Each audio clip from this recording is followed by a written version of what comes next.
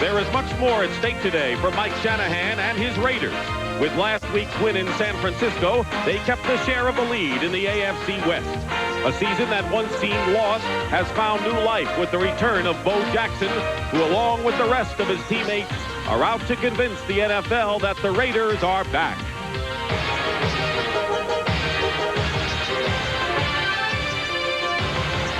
True colors are showing up again in L.A., while Atlanta hopes this scene will soon fade. The playoffs are on the line, and the Raiders need to stay on a roll.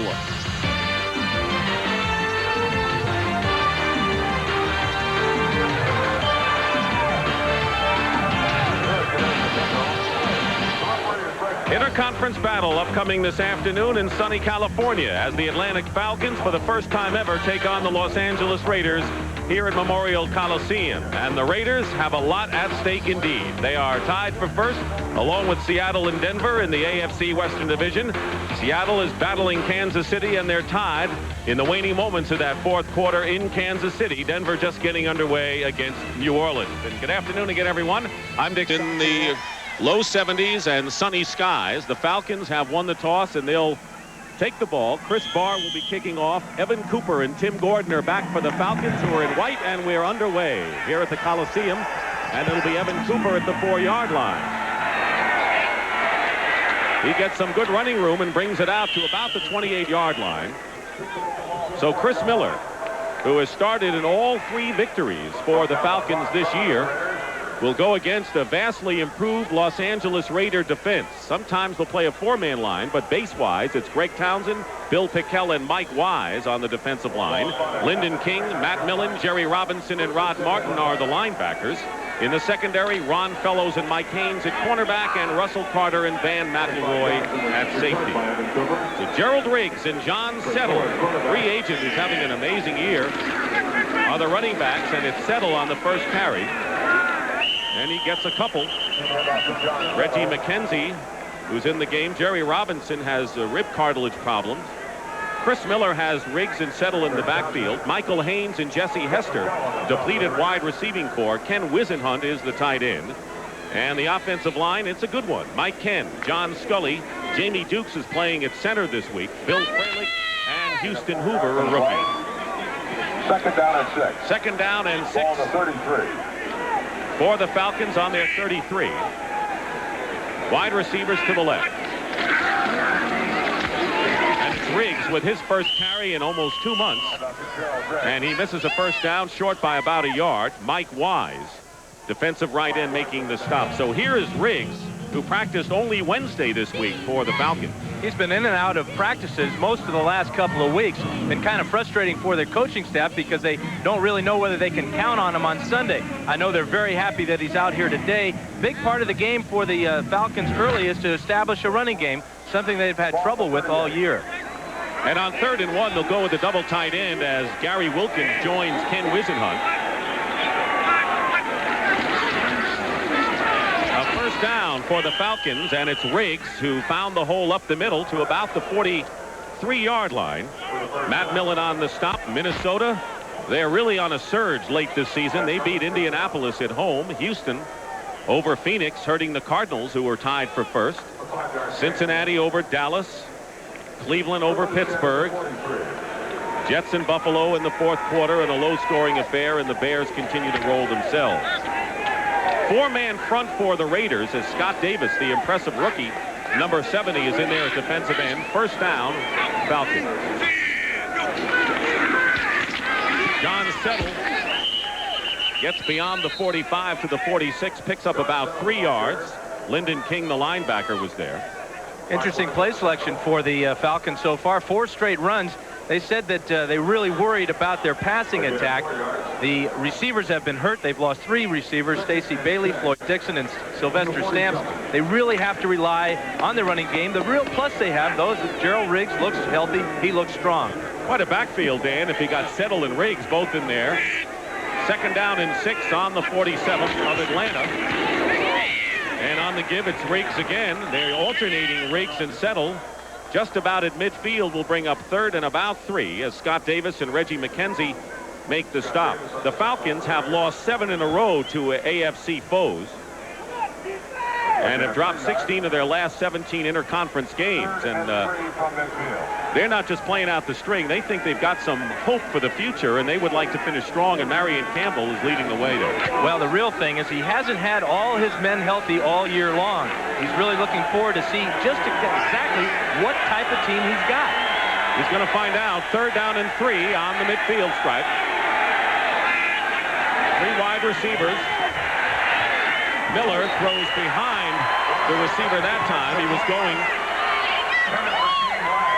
for James Milling, and that'll bring up 4th down.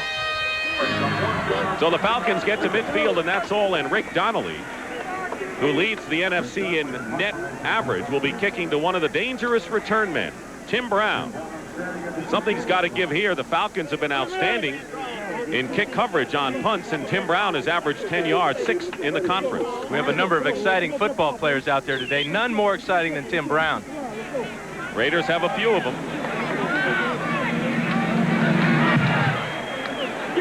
And Brown on the run on the 19-yard line, gets by 1 defender and is finally knocked out of bounds beyond the 30-yard line by Gary Wilkins. A 13-yard return by Tim Brown. Penalty marker is down. Our first penalty of the afternoon. The referee today is Red Cashin. He's talking with Burl Toller right now, who is his head linesman. It'll be a holding penalty against the receiving team, the Raiders. And on that return, it didn't look like Tim Brown had any blocking at all. In fact, the wedge or the... Holding by the defense, number 33, while the ball was in the air. The penalty from where the ball was caught, it'll be 1st down and 10. Eddie Anderson. Yeah, the picket line was on the other side of the field, so really the holding penalty had no influence on the success or failure of the play. It'll back up the Raiders for their first possession when we come back. Set for their first possession, and Steve Berline is their quarterback, and he has weathered the storm of the arrival of Jay Schrader and has settled in as the top man, Dan. We saw him just after that trade was made earlier this year, and he said that the one thing he wanted to make sure that he impressed upon his coaching staff is that, hey, listen, you brought in Jay Schrader, but I'm going to make this decision, the hardest one you've got to make in replacing me as your starting quarterback. Well, they didn't replace him. Schrader did not play very well. Berline's back in there, really settled the team down. They've kind of pulled everything together, and they've won 3 in a row. And there's Schrader over there with Mike Shanahan, and Schrader's taking a little time in learning the offensive scheme. So it's 1st down. And it's a very complicated one. Raiders on their 11-yard line.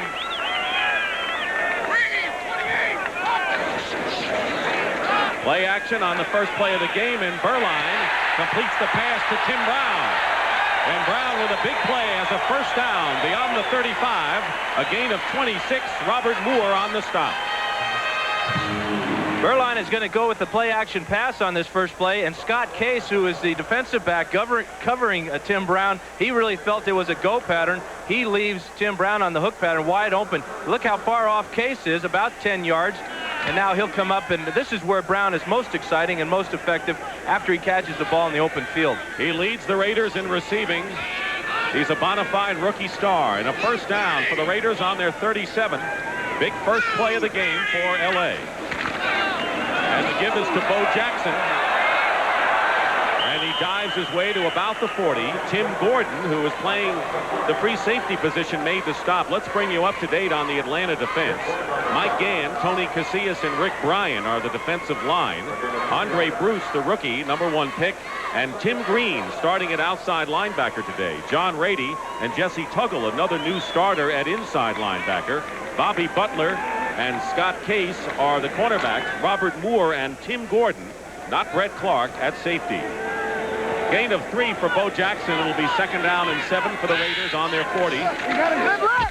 And this time on the carry, it's Jackson again. And Jackson will be short of a 1st down by about 2.5 yards. Tim Green on the stop. So the rest of the Raider offense, Allen and Jackson, a potent duo in the backfield. Tim Brown and James Lofton, the wide receivers. The same could be said of them. Andy Parker is the tight end. And up front, the offensive line, Don Mosbar, John Giesick, Bill Lewis, Bruce Wilkerson, and Rory Graves. And here's Howie Long, who's been lost to the Raiders on the defensive side. He has a calf injury. 3rd down and 3 for the Raiders. And now the Raiders have called a timeout with 9:14 to go in the first quarter. Well, we talked about how complicated that offense is. We've seen that Berline's have a little trouble early. But 3rd and short yardage, 3rd and about 3. The Raiders with the ball, and Willie Gault, who lost his starting job to Tim Brown. Tim Brown, number 83, is in there now. He's had a bruised shoulder, has not been that effective lately, but had a terrific week this week, and the Raiders think he can do a lot of business today. He's their home run hitter, something that Al Davis wants to have in his offense, that threat to go deep. 3rd down and 3 for the Raiders. Tim Brown on the pitch on the end around, and Brown will have the first down and ridden out of bounds into Falcon territory by Jesse Tuggle and Robert Moore. So no secret there. They kind of telegraphed that play early, Dan. What they did is they took a page out of the Notre Dame playbook when Timmy was playing at the Golden Dome. This is just a sweep play, but he came from the slot position. Really is an outstanding play call on 3rd and short. Any running back's going to get it for you, and Timmy Brown has that running back ability. So Marcus Allen and Bo Jackson come back in the starting lineup in the backfield for the Raiders, who have a first down on the Falcon 48. Just over 9 minutes to go in the first quarter, no score. Berline with a short drop, and James Lofton, the intended receiver. Bobby Butler was covering him all the way. Lofton will be alternating most of the day with Mervin Fernandez. They play 12 plays, and they count them on the sidelines, and once Lofton's in there for 12, then Fernandez will take over as the starting wide receiver. Right now, Fernandez is in the game as they go to more than just the 2 wideouts. Fernandez is having a big year. He leads the NFL. He has averaged 27 yards a catch. So the Raiders are loaded with pass receivers, and they have 4 wideouts now on 2nd and 10. Inside handoff to Marcus Allen, nothing doing. And he may lose a yard. Tim Green quickly in on the play for the Falcons. Updating that Seattle-Kansas City game, the Chiefs with a late field goal are in front of the Seahawks 27-24. That would be music to the Raiders' ears. The Chiefs do not have a lot of stars in their football team and haven't really had a lot of big marquee name guys. But I tell you what, that kicker, Nick Lowry, for the Chiefs is as good as anybody in the league. He really thrives on late game pressure. He won last week's game. Looks like he's going to win this one for the Chiefs. Meanwhile, the Raiders again with 4 wide receivers. 3rd down and 11. Loss of a play that. They're on the 49 of the Falcons. Berline has time, and he'll be stopped way short by Robert Moore, who made a good open field tackle against Berline. Not the most mobile quarterback around. In any event, it'll be 4th down. Good pressure that time by Mike Gann as Berline comes to the sidelines, and Gossett will come in and kick for the Raiders. Berline did a good job of breaking the first wave, stepping up in the pocket. He probably should have stuck with his pattern just a little bit longer. 3rd and 10 is too much to get. Jeff Gossett is having a fine year with another good kick. Lou Barnes is back for the Falcons. Calls for the fair catch inside the 10. A 35-yard kick and no return, which is the main thing. So Gossett, one of the weapons for the Raiders, and the Falcons will take over inside the 10. So Dan, the last 2 possessions for either club, poor field position for both the Raiders and the Falcons. Well, and both teams did move the ball, though, to midfield. The Raiders did it primarily using Tim Brown. The Falcons, on the other hand, used their tandem backfield of Settle and Riggs. First down on the 10-yard line.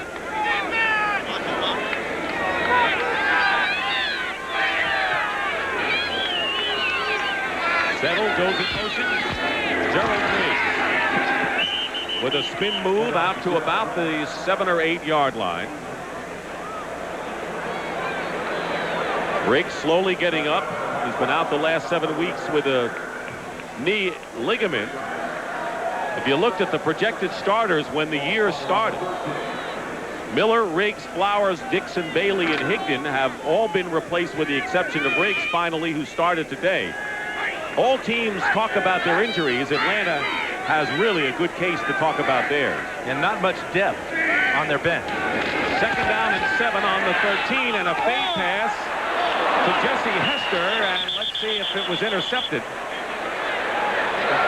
It is caught by Hester, the former Raider, and Mike Haynes made the stop. A fine play by Jesse, former #1 pick, 22 yards. Well, this ball is thrown poorly. It's thrown a little bit short and to the inside. A little bit of pressure on Miller. But watch this great catch as Hester keeps his eyes on the ball, kind of shoves Haynes down the field, reaches back and makes the grab. Outstanding play. You know, Jesse Hester, he might have a big day today. He wants to prove to the Raiders that they made a mistake letting him go. Kansas City wins. They knock off Seattle. Seattle now 6-6 on the year. First down for the Falcons on the 34-yard line. John Settle brings it out to the 43-yard line, short of a first down by a yard. Lyndon King and Mike Haynes. Settle's having a fantastic year as he tries to become the first free agent in the National Football League since the merger in 1970 to rush for 1,000 yards. He comes in having gained 754. You have to go back to the AFL days when Paul Lowe played for the Chargers and Clem Daniels played for the Oakland Raiders as the only guys, free agents, that have gained over 1,000 yards. Pretty good story for Settle. Second down and 1 on the 43. Miller to throw on 2nd and 1. And he overthrows his tight end, Ken Wisenhunt, and that'll bring up 3rd down. Smart throw by Miller, knowing that he only needs a yard for the first down. Wisenhunt was not open. The Raiders played good coverage in their secondary, zone coverage, and he just threw the ball away.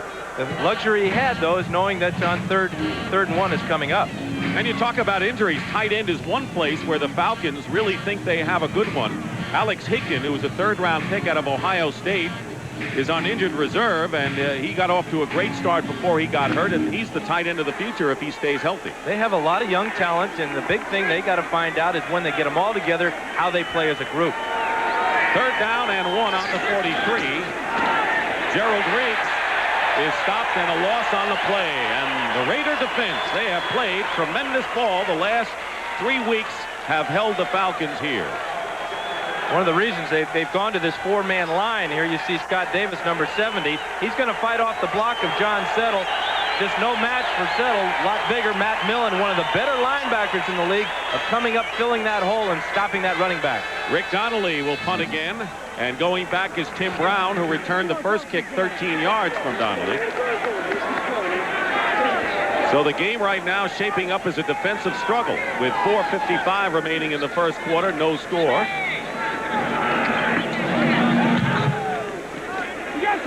You got time! Tim Brown on the 17. And great downfield coverage by the Atlanta Falcons. Tim Gordon and Vincent Smith make the tackle as Marcus Allen gets some house cleaning done on his shoe, and we'll be back to the Los Angeles Coliseum. Crowd of about 50,000 here today. The Buffalo Bills beat the New York Jets, but they had to do it in overtime in a defensive struggle, 9-6. So the Bills, still with the best record in the NFL, have lost just 1 game. They got themselves a field goal kicker, too. A lot of points from the field goal team this year for Buffalo. Moore with a good kicker.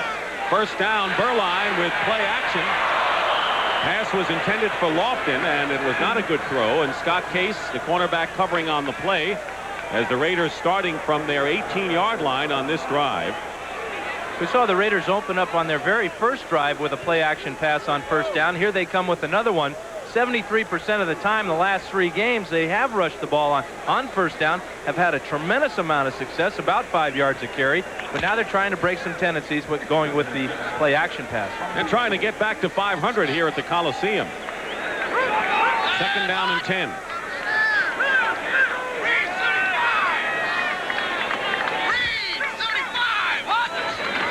Pitches to Bo Jackson. Alertly gets back to the 20-yard line and picks up 2 yards. Robert Moore and Tim Gordon, and the Falcons are really handling the wide stuff very well early on here. They were really worried, if I can spit it out. They were really worried about the fact that Bo Jackson is most dangerous outside. He'll run along the line of scrimmage, he'll dip inside, then pull it out and go all the way to the outside using his great speed. That time the Falcons had the outside contained. Tim Gordon did a good job of containing when Jackson cut back to the inside. Marcus Allen replaces Jackson on 3rd down and 8 on the 20. Steve Smith stays in there. Shotgun for Beuerlein. Beuerlein has time, and he drills it. Incomplete, was going for Tim Brown. And the pass was high and covered by several Atlanta Falcons. It'll bring up 4th down.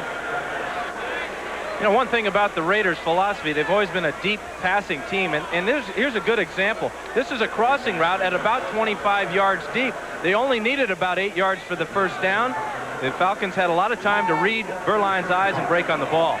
Jeff Gossett will kick from the 5. Lou Barnes should give the Falcons good field position.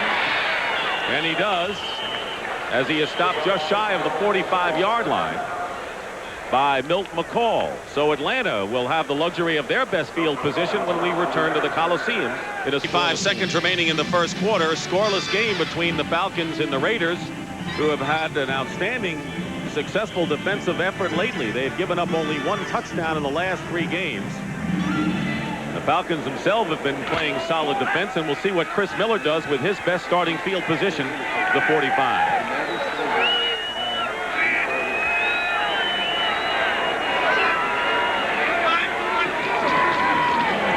John Settle with a quick opener gets past midfield into Raider territory. Tremendous acceleration by the free agent from Appalachian State. Russell Carter brings him down, but not before he picks up about 9 yards on the play.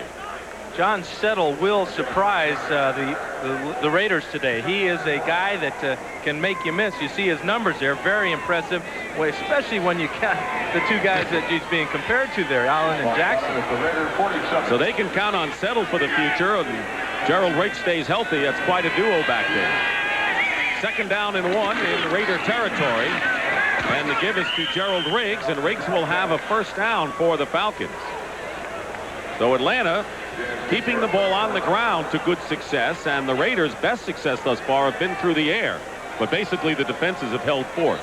It'll be interesting to see how long Gerald Riggs can play today. He has not been in a ball game in about 2 months, so that type of conditioning is a lot different than just going out to practice and running a few laps and running a few plays. As you said, he has not practiced since Wednesday, so we got to keep an eye on his condition. He's gained 20 yards and 6 carries thus far, and a 1st down for the Falcons on the Raider 43. Now they move Settle wide out left, and Riggs dives forward to the 40. Bill Pickell on the tackle. He knows how to move the line. I mean, he is an ideal running back. We saw him on the field in practice, and a lot of the Raider people were amazed at how sturdy and big Gerald Riggs is. He is a stud. I tell you, he is a guy that not only has great size and speed, but the Falcon coaching staff really liked his toughness. He had a tremendous career at Arizona State and has done a wonderful job on a football team that hasn't had a whole lot of success. Jamie Dukes is shaken up, and he is the 3rd center. The Falcons are having a problem there because Wayne Radloff, their regular guy, is out with a knee injury. George Yarno couldn't start because of an elbow problem. Now Dukes goes out, and Yarno is forced back in there on 2nd and 7. A good sign, though. You don't see any bandages on those elbows, so he must be okay. Falcons on the Raider 40. Gene Lang in the game goes in motion. Chris Miller quick up the middle and completes it to Lang. Lang close to 1st down yardage inside the 35, maybe short by about a yard. We're at the Memorial Coliseum here in Los Angeles on a beautiful afternoon for football, or for anything for that matter. Dick Stockton and Dan Fouts, and a scoreless game as we get to the waning moments of the first quarter. You know, being a native Californian, whenever we go back east this year, Dick, and it's a kind of an overcast day in the 50s, a little rain and everything, you always say, well, it's a great day for football. This is my idea of a great day for football. Sunny skies, 70 degrees. Well, I qualified it by saying it's a great day for anything, including football. When we go back east and it's nasty, I say it's just a great day for football. Well, it appears that there are a lot of people that figured on doing something else today besides coming here. Houston knocks off Phoenix. And Cincinnati leading Dallas in the 4th quarter. The measurements show that they were short by inches. And it'll be 3rd down and less than a yard for the Falcons. As final scores come your way along the CBS Sports Wire. Wayne Fonts wins his inaugural. He had his team pumped up today. We saw him on the NFL today. 3rd and 1, or less than 1. And Gene Lang dives for the first down and fumbles, and it's picked up by Ron Fellow. And the Raiders will take over.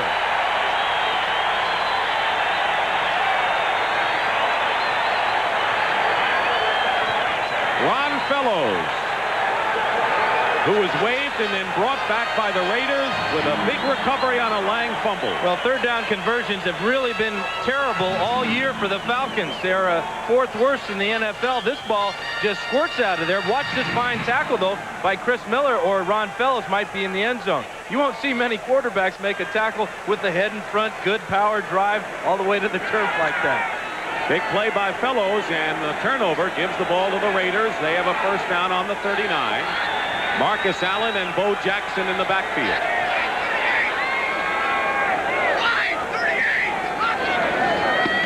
Screen pass to Tim Brown, and he can't beat the one man who is defending against him, Bobby Butler.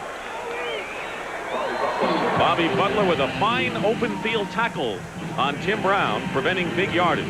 Sometimes with this type of play, the quick screen, is teams won't pull anybody. They'll just let a receiver with the running ability of a Tim Brown just try to make the first guy miss. In this case, Butler did a nice job of staying with the tackle.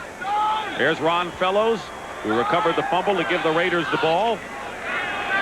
Gain of 5 on that play. 2nd down and 5 on the Raider 44. Give this time to Marcus Allen, and Allen close to first down yardage as the clock runs out in the first quarter. That is the end of the first 15 minutes. No score between the Falcons and the Raiders. Start the second quarter here in Los Angeles. Dick Stockton and Dan Fouts in a scoreless game between the Falcons and Raiders. Time of possession edge solidly in favor of Atlanta right now, and yesterday the Falcons people told us that we're not ready to win passing the ball, so they have to keep it on the ground, and so far, other than the fumble, they've been successful.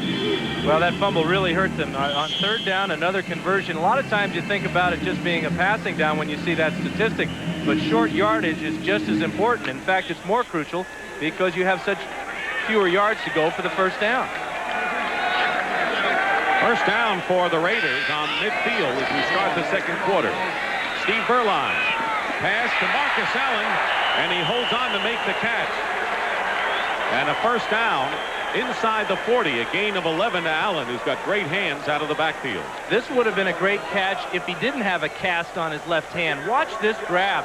Marcus Allen is probably taking over the league lead in toughness, and look at that grab as he just used about 3 fingers of that hand that has the cast on to control that ball.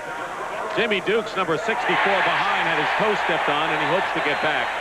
But getting back to Marcus Allen, he has played with a broken wrist for 5 weeks. And when you see his smiling face, that belies the toughness of this guy. First down. Allen. Close to still another first down as he's down at the 30. By Jesse Tuggle and Tim Gordon. So Marcus Allen follows a great catch with a nifty run of 9 yards. You mentioned his smile, Dick. Sometimes it's a grimace because he is playing in a lot of pain. One thing he told me before the game, watch, he's carrying the ball in his right hand. He would much rather be able to shift it over to his left hand when he's running to this side of the field so he can use his right hand to fend off some blockers, but he can't do it with that cast on his left hand. Those are Allen's rushing numbers so far this year. 2nd down and 1 for the Raiders on the Atlanta 30. And nothing doing there as Allen is down for no gain. And that will bring up 3rd down and 1. Tony Casillas making the stop for the Falcons. We talked about the difficulties the Falcons have had converting on 3rd down. Well, the Raiders are no great shakes at it either. They have really come under a lot of heat in the last couple of weeks in their use of their personnel, sometimes maybe going with the wrong personnel in the backfield. You see right now, though, that Bo Jackson in there, and that is a change. Jackson is in there with the 2 tight ends, Parker and Trey Junkin. They've converted 1 of 3 on 3rd down. The Raiders. Jackson will not get the first down. He was slowed up, and Greg Brown finally made the stop. Atlanta with a tenacious defense in this early part of the game. Watch Jesse Tuggle. He's number 58, and he's going to fight off the block right here and get... Actually, that's Brown is fighting off the block. Tuggle comes in and makes Jackson change his course and really strings him out where the pursuit can make the tackle. Outstanding play for the Falcons after the Raiders had made an outstanding play on a similar situation. It is 4th down, and Chris Barr, who had a big week accounting for all of the Raiders' points in their win over San Francisco. He had 3 field goals. And now a timeout has been called by the Raiders. So they have already used 2 of their 3 timeouts here in the first quarter, as Barr getting set for a 48-yarder. Last week, he kicked field goals from 40 and 50 yards against the 49ers. So with a timeout by L.A., we'll also take a break. Sparring with each other, trading punts. There you see the average starting field position. Atlanta has outrushed the Raiders, and in a scoreless game, Dan, you see anyone with an edge at this point? Well, if I'm the Raiders, I'm feeling a little edgy about this game. This is a team they're supposed to walk all over today. 48-yard field goal attempt. Gossett will hold for Chris Barr.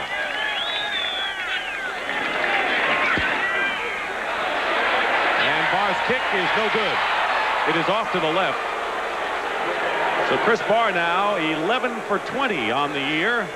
And the Raiders fail to take advantage of that turnover by Atlanta. Well, he had plenty of distance. He told me that distance has never really been his problem. He says when I miss left and right. This one just barely went to the left side. So the game remains 0-0 early here in the second quarter, and the Falcons will take over on the 31-yard line. You know, Matt Millen said that the key to this ball game would be for the Raiders to get plenty of points in an early stage of the game and make the Falcons quit. Well, the Falcons haven't quit. The Raiders haven't scored any points. See what Chris Miller does on first down. Roll out to the right, and the pass is caught by Jesse Hester, and Hester is out of bounds and has the first down for the Falcons. Ron Fellows on the stop. Nice little play action for the Falcons. Watch as Miller will fake the ball and then roll out to his right. This is where he is strongest as a rollout quarterback. In fact, the Raiders feel that if he gets in trouble back there in the pocket on normal passing plays, that he will always escape to the right, being a right-handed quarterback. John Scully with a good block there, and the first time the Falcons have passed on first down in this game.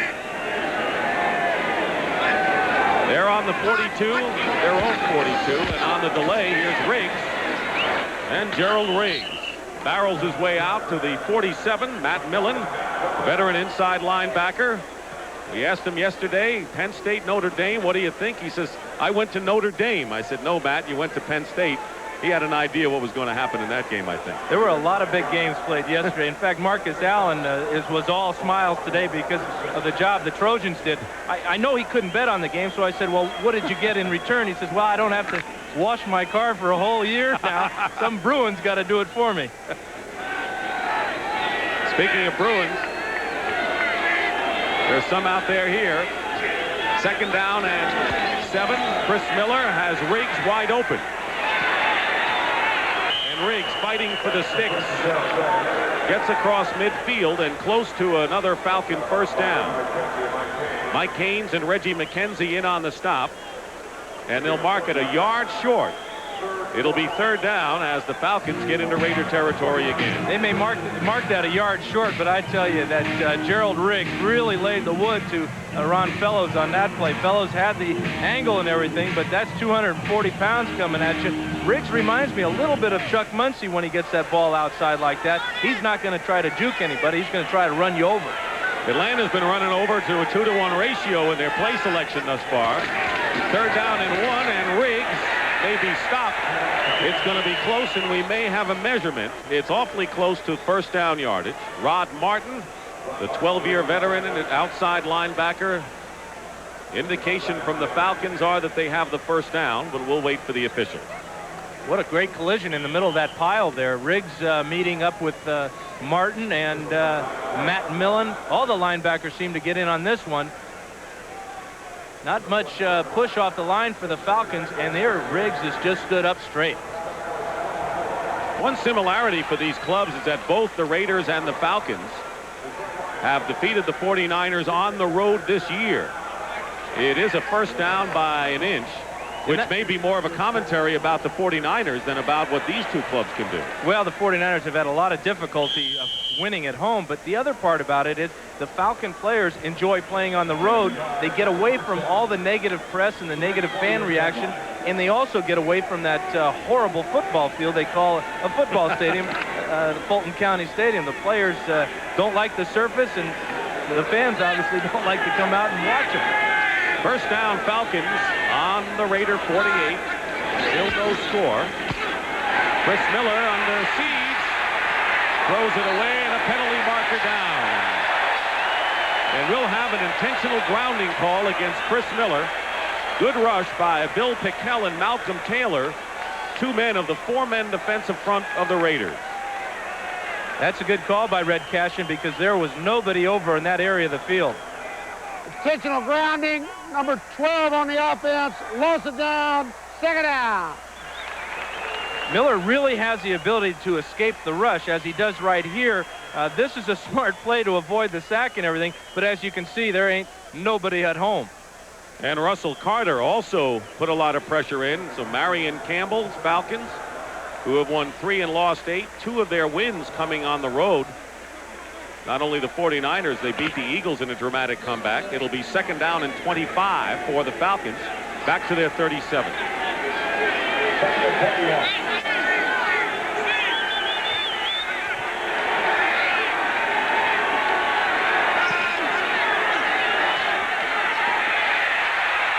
Miller has settled, and John Settle gets back in the Raider territory and will pick up a first down.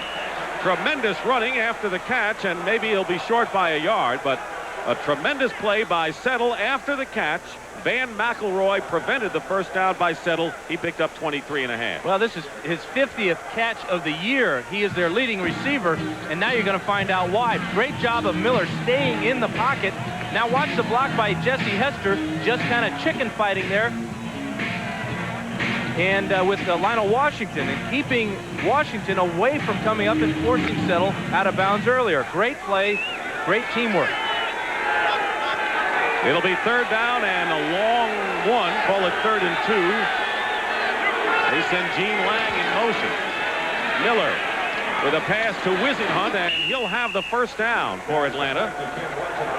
Ken Wisenhunt stopped by Lyndon King, but not before the Falcons have a first down at the 36-yard line of the Raiders. This is really a do-or-die pass because Miller only has Wisenhunt to go to. You see him eyeballing him all the way. He throws a perfect strike.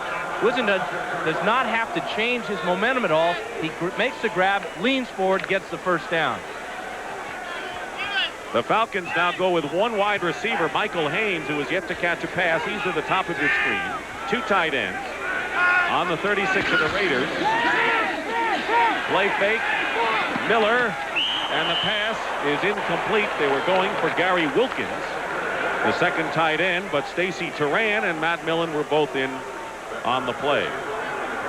Well, Miller's got the hot hand, he feels right now. They're moving him around in the pocket a little bit of a half roll there. This is just great coverage by Stacy Turan. Turan's the kind of guy that's trying to fight his way back into that lineup. Russell Carter took his job when Stacy was hurt. Carter's probably a better cover guy, but there are very few tougher, strong safeties in the NFL than Stacy Turan. The Raiders are getting a lot of their injured defensive backs back, and that's probably a big reason why they're winning ball games right now. Chris Miller is 6 for 10 for 70 yards. Second down and 10 on the Raider 36. Here's Settle. Up the middle for a couple. Eddie Anderson, playing a nickel back, came up to make the play on John Settle. One thing about Settle and Gene Lang is that they rarely fumble, and when Lang fumbled earlier in this game in the first quarter, that was unusual for the Falcons, but they dodged that situation. Look at the rushing compared to what they did last week in the losing cause to San Diego. Here's what the Falcons have done today. Well, the offensive line really knew they were in for a challenge today against this vastly improved Raider defensive line. Third down and 6 on the 32. This is the deepest penetration of the game for the Falcons. Chris Miller under pressure, and down he goes. Greg Townsend with tremendous penetration for the Raiders, and a loss of 11 that time. Well, this loss really hurts because it pushes them out of possible field goal position. If they don't make anything on this play, Davis will be in position for about a 50-yarder. Good pressure on the right side by Greg Townsend as he just rips up and runs right by the blocker. Rick Donnelly will come in and kick for the third time in this game. There's Tim Brown. Tim Brown has impressed more and more observers as the season goes on. A lot of clubs passed on him. And gets off a swift kick, and Brown on the run is hit immediately as he catches it on the 19-yard line. And a fine defensive play by Elbert Shelley. The kick went 24 yards, but Shelley showed good hustle. And we'll take a timeout here at the Coliseum. Not all the fans are rooting for the Raiders. I want to remind you that the season premiere of the NBA on CBS comes your way on Saturday night, the first primetime regular season telecast in 16 years, and a rematch of the championship battle between the Lakers and the Pistons, 8:30 next Saturday night.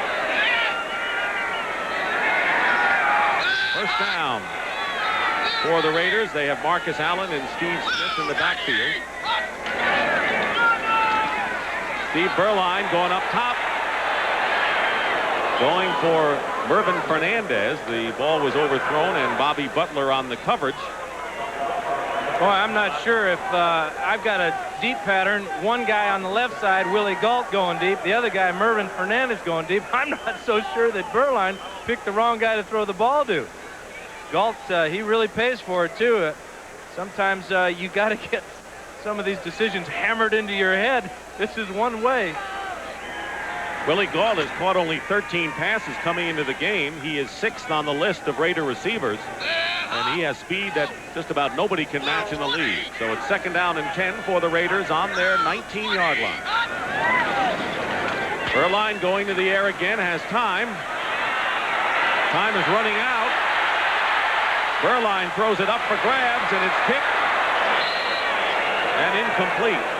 Several players had a shot at that ball. Marcus Allen was the man Berline wanted, and Jesse Tuggle broke it up with Rick Bryan, putting incredible pressure on Berline and very nearly getting to him.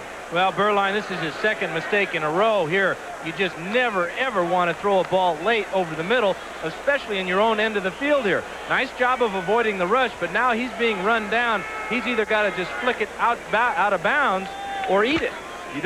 He's really lucky this ball wasn't picked off. About 8 guys had a chance for it, especially after the carom. And he was rolling out to the right. He could have thrown it out of bounds easily to the right side.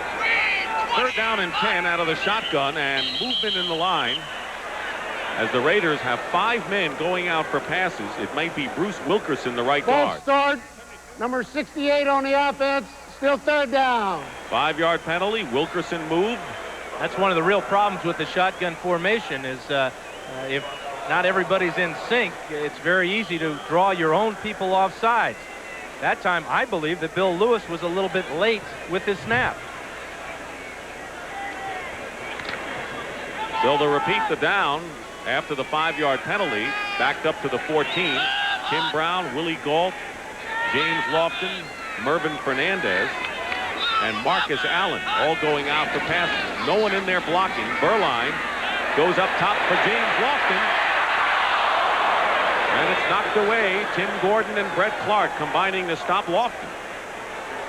He had a lot of choices there, Berline did. Well, he did. Again, he had Willie Galt singled on the outside to the left. He chose to go down the middle. The problem with going down the middle with a high ball like this is the weak safety can come over, and here you see Clark come over and disturb Lofton, but real nice, fine coverage nonetheless.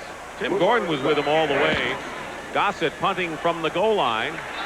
Lou Barnes making the play, and Barnes is finally tackled, but solid field position for the Falcons. Vance Mueller and Andy Parker on the stop.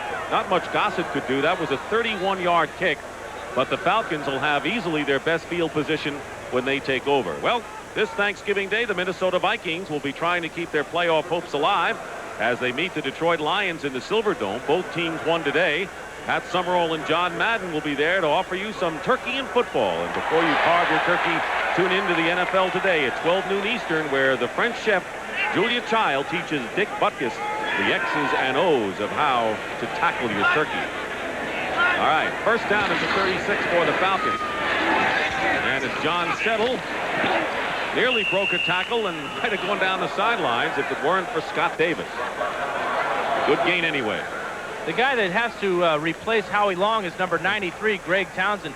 One thing that a lot of teams have been doing is running right at Townsend because he's not as big and strong as Howie. Nobody plays the point of attack as well as Howie Long does, but you'll see a great tackle here by Scott Davis, or like you said, Dick, Settle might have been down that sideline. He has averaged 6 yards a carry thus far in 6 attempts. Second down and 4 Falcons on the Raider 30. Still no score. Riggs is held up and finally stopped. Malcolm Taylor held him up, and Reggie McKenzie put the seal on him. It'll bring up third down and about 2 for the Falcons with 6 minutes and 35 seconds remaining in the first half. Really has turned into a game of field position.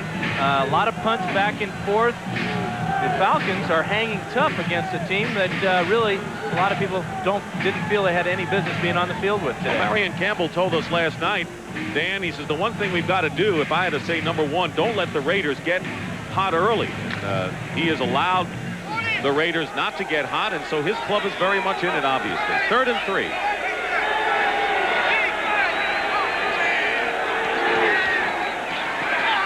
Miller on third down, and a hard pass is incomplete. Intended for Wisenhunt, the tight end. Russell Carter was there, and it'll be 4th down, and Greg Davis will come in to try a field goal for the Falcons. Well, Miller goes to the right place with this ball. He throws the ball just a little bit hard, but anybody that's playing in this league at this level of football has got to make that catch, especially in this situation where you just needed a couple yards to keep the drive alive.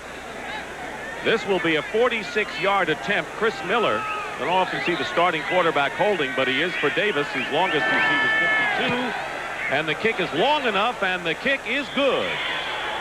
Solid field goal by Greg Davis.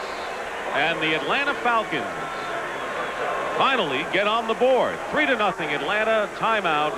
Lonely at the top, and it is for that fan. You know, we're right next to the USC campus. Maybe he's avoiding getting those measles that are going around. They are going to inoculate the Notre Dame team for next week's sojourn here to Southern California. 3-0 Atlanta leading. Greg Davis kicking off. Tim Brown, yard in the end zone. Now with great speed, brings it out to the 32-yard line. Fine return by Tim Brown. Well, Thanksgiving Friday, it's a traditional SEC battle from Legion Field in Birmingham, Alabama. The Auburn Tigers attempt to gain a share of an SEC title and a possible trip to the Sugar Bowl. Their defense is the best in the nation. The Crimson Tide rely on senior linebacker Derek Thomas. All Southern chivalry is put aside when these bitter rivals square off this Friday on CBS Sports. Raiders trailing 3-0, have a first down on their 32-yard line. Mervin Fernandez in motion, and the give is to Marcus Allen. He gets a couple off right tackle. Right now, the Atlanta defense has been outstanding, and if we had to say who deserves the kudos, it would be the men in white on defense. They've been ripped all year long as far as the rushing attack has been concerned. The Chargers, Gary Anderson went for 145 last week. They controlled the game, only allowed the Chargers 10 points.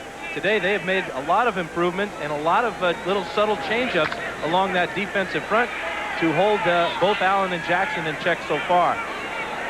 There's Andre Bruce, who hasn't made a tackle yet. A rookie, the #1 pick in the draft. Getting better every week.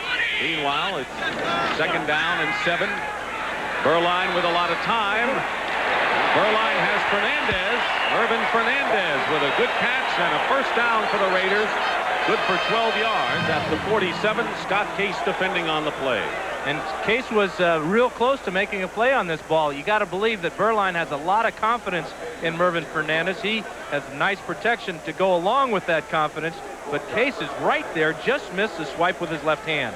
Fernandez is having a big year, and he was a disappointment a year ago coming out of the Canadian League. He was pressed. A lot of people expected a lot from him. told us yesterday, he says most people from the Canadian League fade out when they come into the NFL. I don't want to be one to do that. Well, not if he keeps averaging 27 yards a catch, he won't be. First down and 10, and on the reverse. And flea flicker. Here is Beuerlein with a lot of time, and his pass is picked off, intended for Bo Jackson, and the Falcons have intercepted. It was Andre Bruce downfield, the rookie from Auburn, defending against Bo Jackson, the guy he used to sometimes see in practice at Auburn. Well, that was a big story before the game. Andre says, well, I've never really ever had to tackle Bo Jackson because I never saw him in practice. He never showed up. This is a terrible mistake, though, for Beuerlein. The Falcons played this flea flicker perfectly. Look at 3 men in position. Bruce really showed a lot of ability going up and making this grab, but he will smell it out and chase Jackson down the field. Look at the speed here for Andre Bruce. Case has him deep. Here comes Bruce up on the inside to make the grab. His first NFL interception for Andre Bruce. Falcons have picked off 19 this year, one of the best in the league. Atlanta ball on first down. John Settle. No gain on the play. Maybe now they give him a yard. It'll be second down. And don't you think that when Andre Bruce and Bo Jackson get together in the offseason that Andre's going to be telling him, you know, I picked off my first interception, first pass against you, buddy. And who would have thought that that would be the situation early in this game? I think Bo Jackson liked it that Bruce said, well, he never did practice. I don't think Andre's going to get many baseball tickets. Second down and 10. Falcons on their 16, leading 3-0. Swing it out to Settle. Nowhere. The Raiders had that smelled perfectly, and he's down into the 10-yard line and a loss of about 6. Reggie McKenzie made the play. Well, the Falcons were trying to throw a screen pass out there, but it's very difficult to throw a screen pass against a team that plays man defense like the Raiders. They've allowed 123 yards defensively this half. The last 3 games, 214. And they were worried about the Falcons. They were scared that this is a team that plays well at times and plays terrible at other times. Well, today it looks like they're playing pretty good. It'll be third down and 13 as they mark it on the 13-yard line. Chris Miller dumps it off, and it's caught at the 21-yard line. And let's see if there's a fumble, and the Raiders may have recovered. It was Gene Lang. And let's see if the Raiders have it. Stacy Turan has recovered for the Raiders. Turan recovers Lang's second fumble of the game. Well, let's take a look at this. I'm not sure this is a fumble because Lang could have been down on the ground before the ball pops loose here. Let's take a look. There he's down. Where's the ball? Now the ball comes out. That is not a fumble. One of the problems is that the referees were indecisive at the point of the call now. Whether they'll review it or not is to be remains to be seen, but that was not a fumble in my book. Russell Carter was the defensive back who was defending against Lang. He hit him, and the ball popped out, and it was recovered by Turan, and they're taking a look at this play. Grover Clemmer is the replay official. Well, if the rule says that the ground cannot cause a fumble, then that is not a fumble.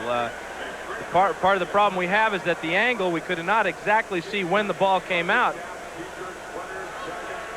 One of the things that we really don't have a signal for when they're reviewing a play. Sometimes we get holding or offside. Well, the signal for based on review by the replay official, the play stands. First down. Ooh, big one. The signal that the officials give us on the down on the field when they're reviewing. They just come up to the line and look down, right? Well, they're kind of disgusted about the whole thing. There must be a better way, right? There's got to be a better way, but they're still struggling with it. Big turnover, and the Raiders have the ball, trailing 3-0 on the Falcon 21 with 2:15 to go in the first half. They've been snuffed out totally by the defense. Here's Tim Brown on the end-around pitch, and Brown backs his way to about the 15-yard line. Gain of 6. Scott Case on the stop as the clock will run down to our 2-minute warning.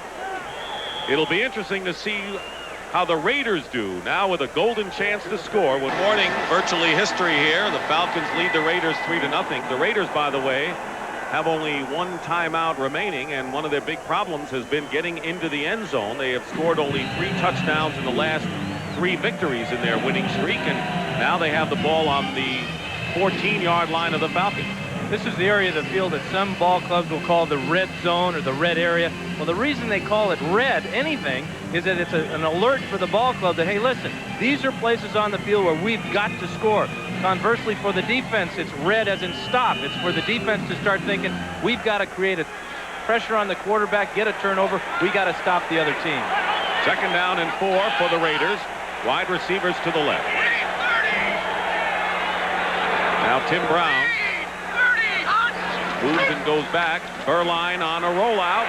Beuerlein flips it to Marcus Allen inside the 5, and he fumbles out of the end zone, and that will give the ball back to the Falcons. It is going to be Atlanta ball. Now they say he's out on the 2-yard line, but it's Atlanta ball. He fumbled out of the end zone, but fumbled at the 2-yard line. And this is was going to be a patented dive for Marcus Allen. He was loading it up, ready to go over the top. But I got to believe that this is a great hit there by Scott Case. Fumble in the field of play, out of the end zone. Belongs at the point of fumble, 1st down. It'll be Falcons ball, and here is the play, Marcus Allen. I just wonder if Marcus doesn't have this other bad left hand. If he doesn't make this play really easily, gets into that end zone. He could have wrapped it up with both hands and gone over the top. He only had one hand to protect it with, that right hand of his, and Case popped it loose. So the Falcons will get the ball at the point of the fumble. When you fumble the ball and it goes out of the end zone, the defensive team takes over at the point of the fumble, the 2-yard line, and so the Falcons have it on the 2, 1st down. And the give is to John Settle, and Settle brings it out to the 4-yard line as we have less than 2 minutes to go, and we have had 3 turnovers in the last 4 plays in this game. Real benefit to have 2 running backs like John Settle and Gerald Riggs that will hold on to that ball. The Raiders now, they feel that the Falcons are just going to sit on the ball, try to run the clock out, so they're going to call timeout and see if they can get a couple extra plays. And they have a chance to get it back. Time of this game, or 2 minutes and 30 seconds. We have had 3 turnovers in the last 6 plays. Andre Bruce intercepted his first NFL pass on a deep play to Bo Jackson, and then Lang fumbled for Atlanta, and then Marcus Allen coughed it up on the 2-yard line. So the Falcons will have a 2nd down and 7. Riggs and Settle are the running backs. And the give this time is to Gerald Riggs, and Riggs brings it out to the 11-yard line, 3rd and short. Well, now you really see how costly the use of the Raiders' timeouts earlier in this first half is going to be. If they were to stop the Falcons here on 3rd and 1, they would get the ball back, but they're not going to get it back with any timeouts. And you got to have timeouts to be able to move the ball at the end of the first half or at the end of the ball game. They used one of those timeouts on a field goal try. Mike Shanahan and Campbell, Marion Campbell. A lot of speculation in Atlanta, and it appears as if Campbell is going to retain his position because they've had a lot of changeover for many years in the head coaching spot. 3rd down and 1. Gerald Riggs dives forward for the 1st down. With 41 seconds to go, Matt Millen makes the stop. Falcons have all 3 of their 1st downs remaining, but they're in no hurry to try to gamble in their own territory. Now they're going to let it run out, and they got to feel awful good about going to the locker room with a 3-0 lead on a ball club that was heavily favored. There's Mike Shanahan, who told his team at the halfway mark when they were 3-5 and only a game out of first that they have a chance to control their own destiny with many division games, but to lose an interconference game would really hurt them badly. Well, it's a crazy AFC West, though. You know, we saw Seattle lost already today. The advantage that the Raiders have is that they're 5-0 in the AFC West. And that's the end of the first half with the score, the Atlanta Falcons 3 and the Los Angeles Raiders nothing.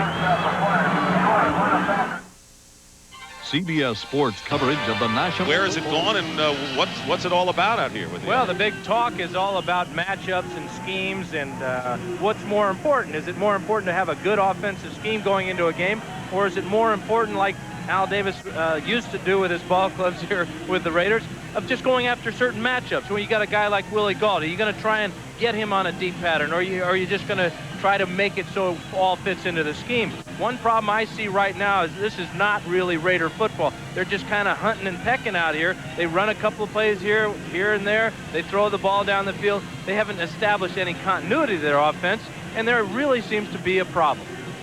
Now, Al Davis went for Mike Shanahan, and for the first time since he's been the owner of the ball club, went outside the Raider organization for a coach. Shanahan came from Denver and has his ideas, and of course it's something new for him, and Shanahan, to his credit, already has more wins this year than the Raiders did last year when they were 5-10.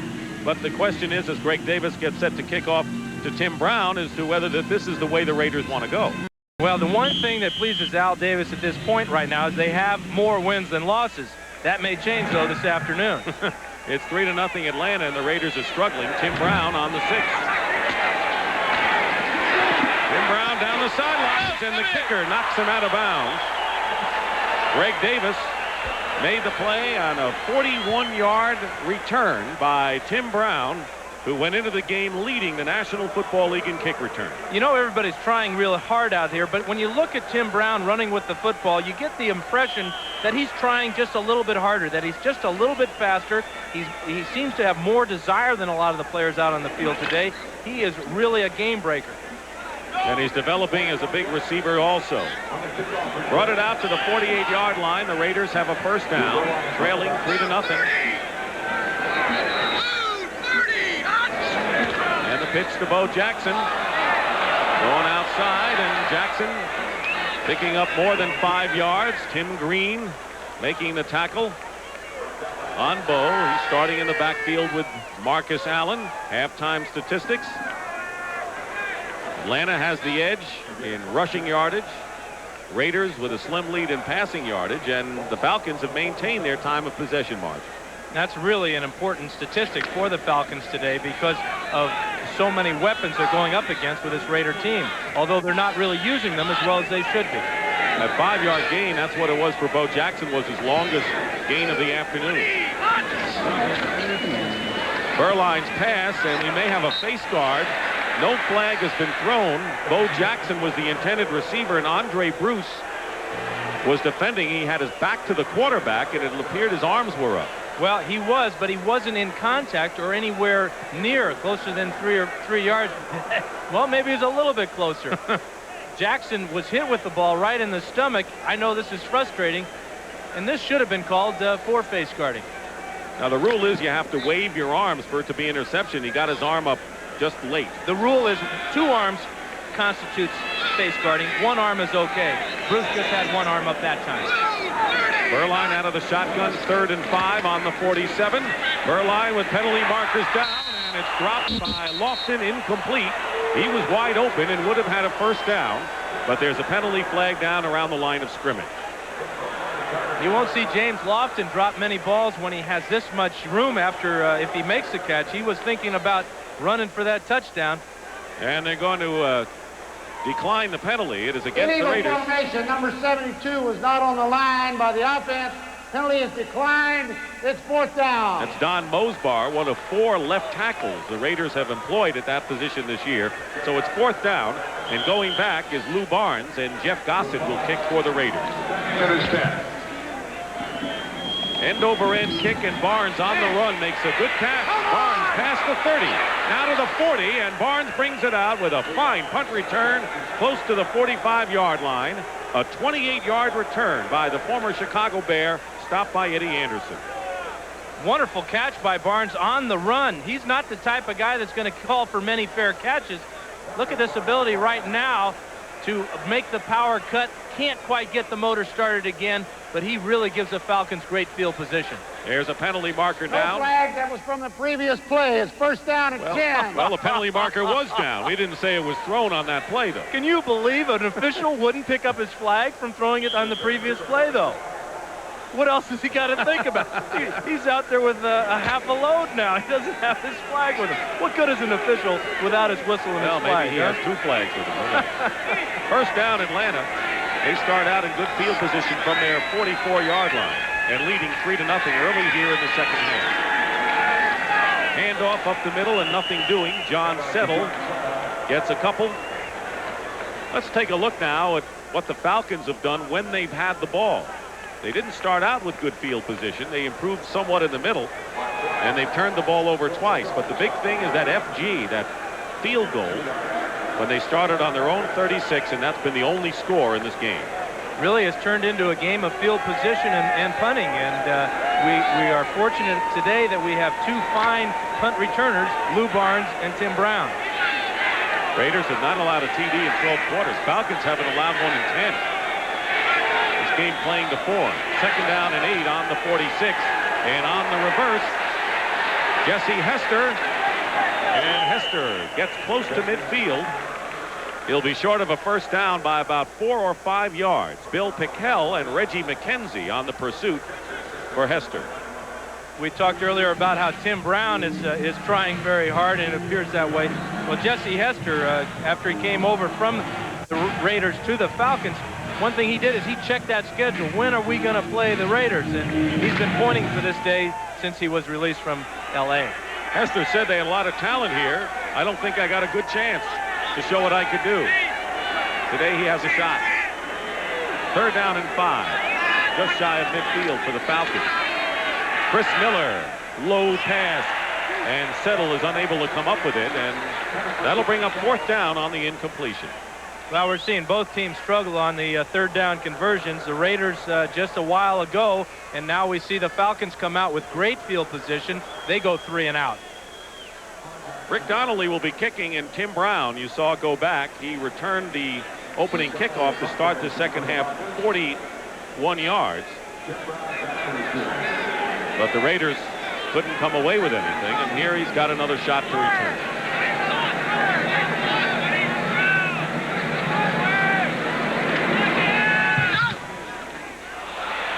Donnelly, and now Brown on the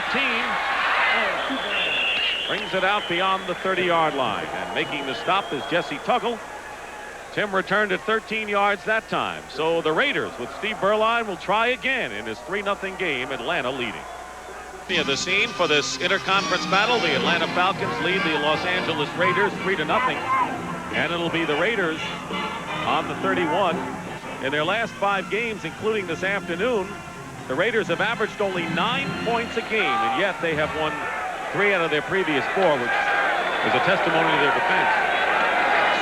Marcus Allen and Bo Jackson in the backfield, and it's Bo Jackson carrying it out. He lost the ball, but the whistle had blown, and it is blown dead at the 36-yard line. A gain of 5. Tim Green and Jesse Tuggle in on the play. Well, Tim Green told us yesterday that he's really happy with the fact that the Falcons are going to use him more. They're really designing plays for him. He feels that his responsibility now is to play a lot like Denver's Carl Mecklenburg, where sometimes he'll play as a down defensive lineman, sometimes he'll be a stand-up linebacker. But he feels that it's a script written for him. Now he's got to perform, or they'll give the role to somebody else. Second down and 5. Jackson trying the left side, and he is ridden out of bounds by Tim Gordon. Of course, Tim Green is starting on that side. Marcus Cotton, who I'm sure had looked at the schedule and was looking forward to coming back to Los Angeles. He was a second-round pick out of USC. Is out with a knee injury and still leading the Falcons with 5 quarterback sacks. But they expect good things from Cotton and Bruce, and there's Tim Green who's filling the gap. Well, and that interception for Andre Bruce was the first interception of the year for all the linebackers of the Falcons. Raiders have a third down and 4 on their 37. They come out with a 2 tight end alignment and Bo Jackson, the 1 setback.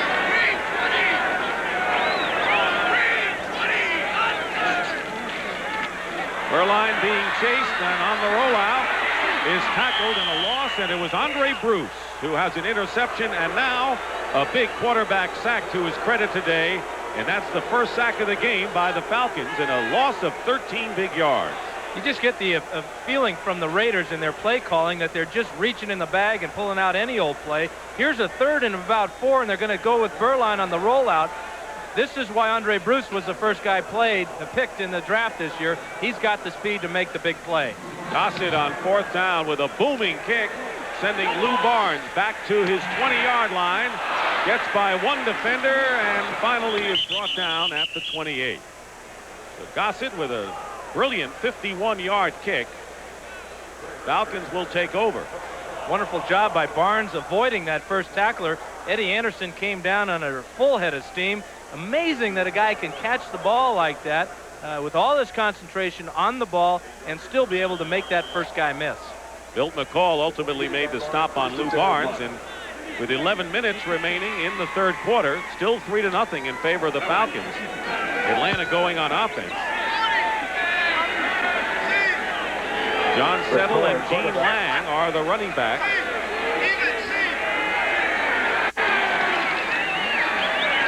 Miller on first down, going deep, and Haynes has the play broken up. Van McElroy and Mike Haynes were there, but it was McElroy who deflected the ball, and it was Haynes, their speedster. They wanted 6 right there. Well, this is classic Raider defense and the pass defense side of it. Mike Haynes for the Raiders is beat by Michael Haynes of the Falcons, but the deep free safety, Van McElroy, comes over and makes the play. There are few safeties in the league that will play as deep as Van. He wants to be back there deep to be able to break on the ball while it's in the air. You see, he's still got the speed to make the play. Second down now with 10:54 remaining in the third quarter.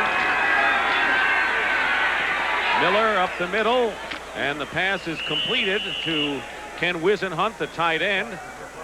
Short of a first down by 1.5 yards. Reggie McKenzie and Russell Carter making the stop. Scores from around the league. These are the finals this afternoon, and then we'll bring you up to date on games still in progress. So it'll be third down and call it 2 for the Falcons, leading 3-0. They have the ball on their 37. Falcons have done a good job rushing the ball. The last 2 pass plays, Miller's had a lot of time to throw. Wide receivers are out to the left now. Haynes goes in motion. Miller gets rushed, and the pass is caught, and a fine catch that time by Haynes. And that should be enough for a first down, and it is, to the 41-yard line. Fellows on the coverage. Clutch catch for Michael Haynes. This is a real bullet from Chris Miller as he was under pressure. Watch the extension here. Fingertip grab. Got those sticky gloves on. Gets out of bounds for Michael Haynes. Rookie from Northern Arizona. And with Haynes and Hester and Milling and Lou Barnes, without Stacy Bailey and Floyd Dixon, Falcons are really hurting in the receiver corps. First down on the 40. On the delay, and the give to Settle. Gets a couple. Reggie McKenzie was right there. Gerald Riggs has yet to play in the second half after playing a good deal in the first half of this game. Riggs in the first half carried 12 times. You get the feeling now, watching this game go back and forth with the defenses battling, that the defenses will make a play to make a score. I don't see how either offense is going to generate enough power to get across that goal line. I wouldn't be surprised if a turnover doesn't turn into a touchdown. That may be the best offense. Second down and 8.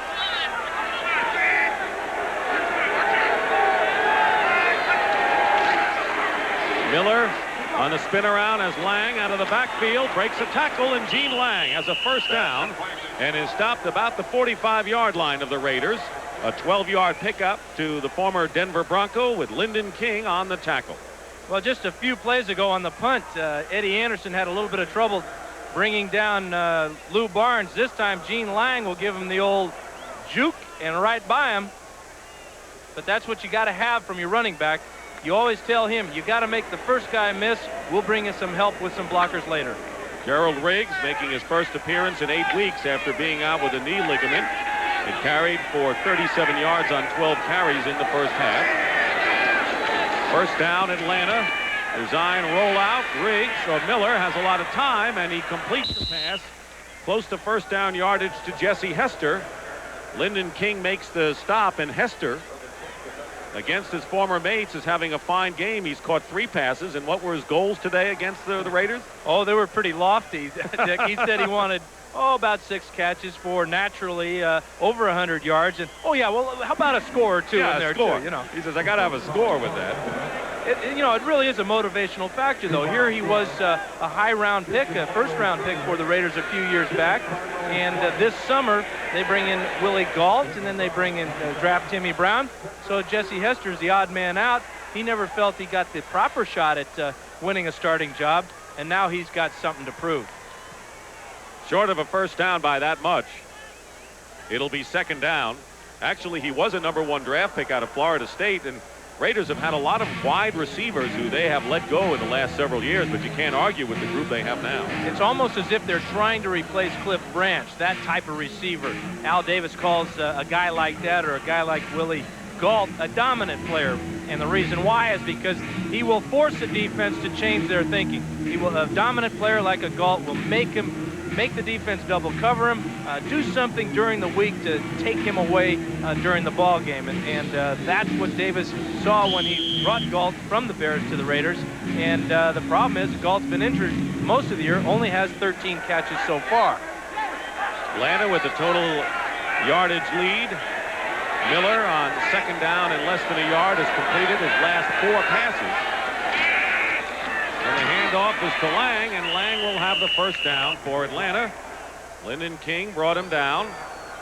Lang, who's been a big addition to this club. They say he can block, catch, run, and he's smart. Came from Denver, but he has fumbled twice in this game. Well, that's really the key, though, Dick, is he came from Denver. He has played against these Raiders quite a few times since he's been in the NFL. He knows what it's going to be like getting into the game. He can share that information along with Jesse Hester, just what the Raiders are all about. First down for the Falcons on the Raider 34. 2 tight ends with Haynes, the 1 wide receiver. This is to Settle. John Settle cutting in nicely, and we'll have another Atlanta first down to the 22-yard line. Stacy Turan makes the stop.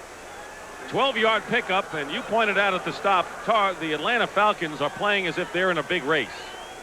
Well, this man right here has given them a lift all year long. Really a great surprise. He's filled in for Riggs, but this is what he really does well. He kind of weaves his way through the defense. You cannot arm tackle this guy. He's going to run right through it. He's going to embarrass you trying to tackle him.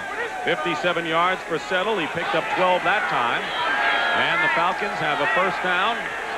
They mark it at the 23-yard line.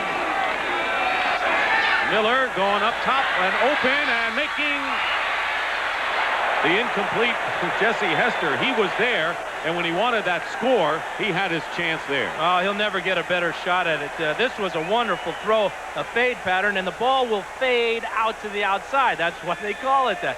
The ball is fading away from the weak safety coming over. Hester has his man beat. Ron Fellows, he just can't make the grab. Just really a nice throw, very catchable pass. Had his eyes on it all the way. Maybe he was thinking about his post-touchdown celebration.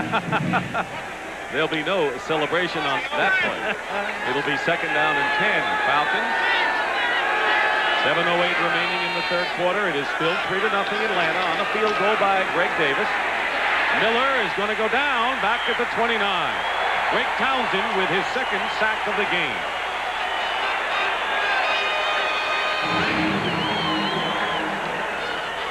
Take a look at Greg Townsend. He's going to be the second in from the left here, number 93. He's working on Houston Hoover, and he just has too much speed for old Houston as he comes around the corner, wraps up Miller for a big sack. Raiders have been a lot more effective defensively since they went to that 4-man line. Bill Pickell at 6'5", playing over the guard instead of the center. Townsend has been a fine rusher. They have a 4-man line on third down and 15 from the 27. And on the draw play, Settle gets a few, and it's field goal time for the Falcons as Russell Carter and Bill Pickell combine to make the tackle, and Greg Davis will enter the game. You know, some people might question that call. It's 3rd and 15. Very little chance of picking up that 15 yards for the first down. But Marion Campbell says, hey, listen, we're going to get this field goal here, maybe hold the Raiders, get some more points later. The important thing, though, is to get a field goal to give them a 6-point lead. He's already made good on a 46-yarder, and you see he's got a real good percentage, actually 5 for 8 now from 40 to 49. And the kick is up, and the kick is good, and Greg Davis, with 2 field goals, has given the Atlanta Falcons a 6-0 lead against the LA Raiders, fighting for their division lead. It's remaining in the third quarter, and there's Greg Davis, who has accounted for all the points in this game with a pair of field goals. The guy trying to break one is Tim Brown of the Raiders. This may be the Raiders' best chance of scoring a touchdown today, getting the ball in this man's hand any way they can.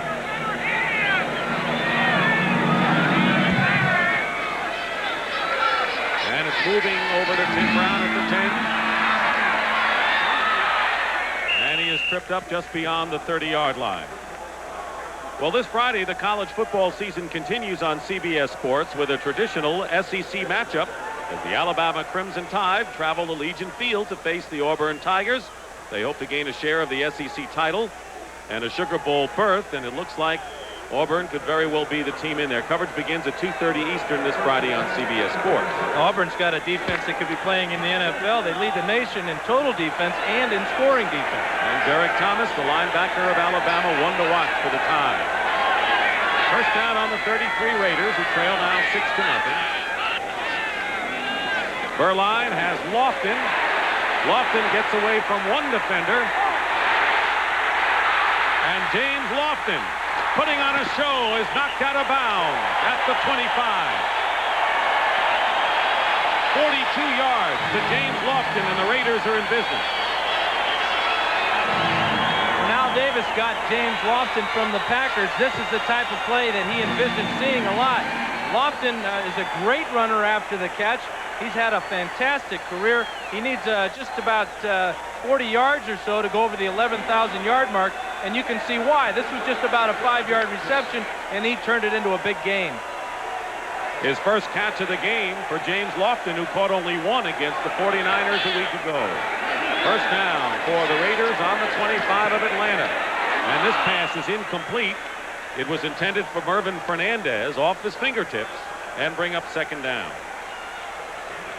You almost have to wonder if the sun gets in the eyes of Mervin Fernandez. This ball is coming right out of it.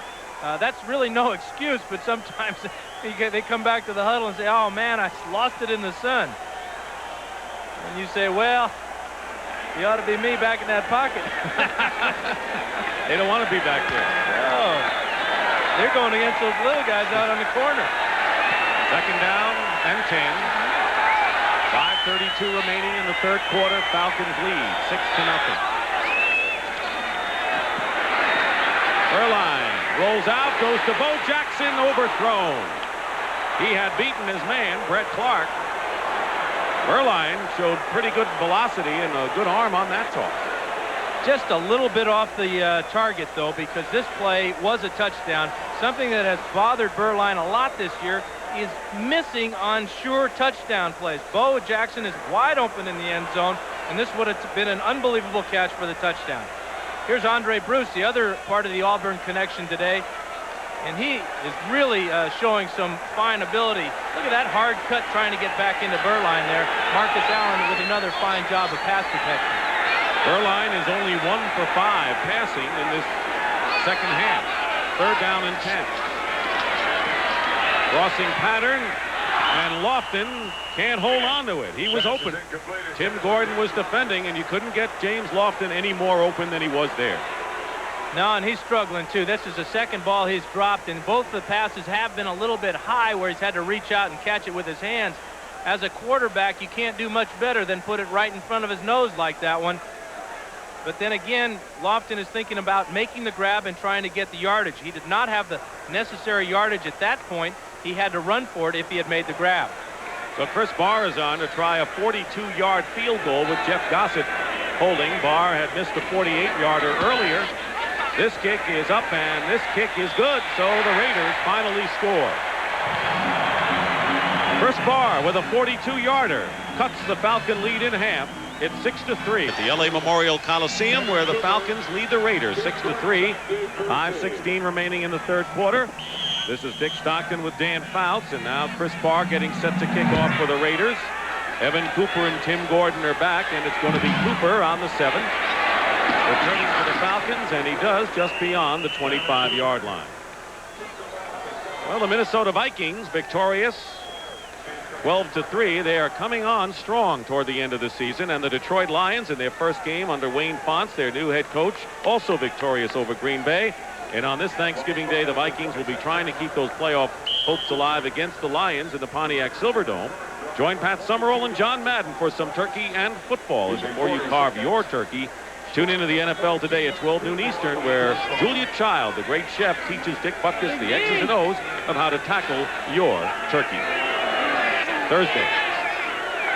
First down on the 26 for the Falcons.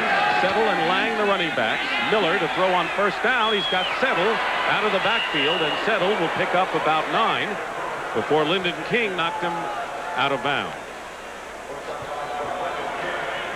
Settle's the type of guy that just keeps playing and playing. He keeps getting yardage on the ground.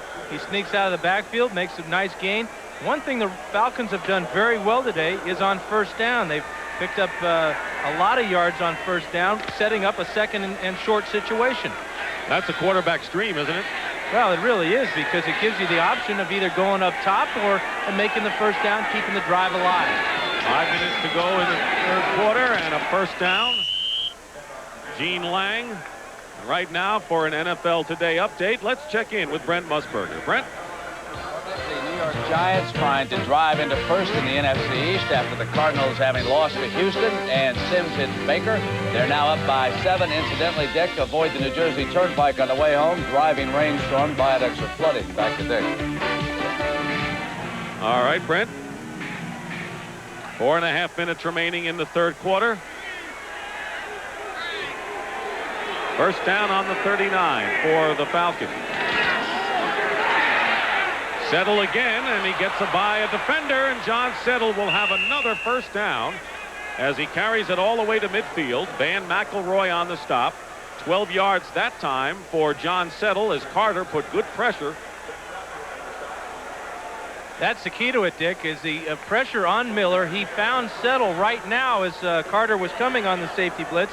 The man who's responsible for covering Settle at that point now becomes number 55, Matt Millen. Well, this is not one of Matt's stronger points, trying to tackle a guy in the open field like that. Settle's famous for making the first guy miss, and he did that time. Well, Settle, the leading receiver on the Falcon team, has 53 on the season, including today's work. Nothing much up the middle as Settle tries the middle on first down, and it has been a good down. As you mentioned, the Falcons getting themselves into second and short yardage. Atlanta has averaged nearly 5 yards on first down this afternoon. That's really the key when you're playing the Raiders. They have a tendency to make big plays in obvious pass situations. They've had a history of sacking quarterbacks or forcing quarterbacks into some interceptions with their great pass rush. But the Falcons have done a nice job of protecting Miller and staying out of those bad situations. Mike Wise, who has 5 sacks all in the last 5 games, has come in now as a substitute defensive lineman for the Raiders. The pass, a dangerous one. Lang comes out with it. And Gene Lang, still going, is down at the 35-yard line by Lyndon King. 13 yards. The Falcons have to be counting their blessing on that play, as that pass was almost like a jump ball. Well, that was a jump ball, and Reggie McKenzie's got to be thinking, what do I have to do to make an interception?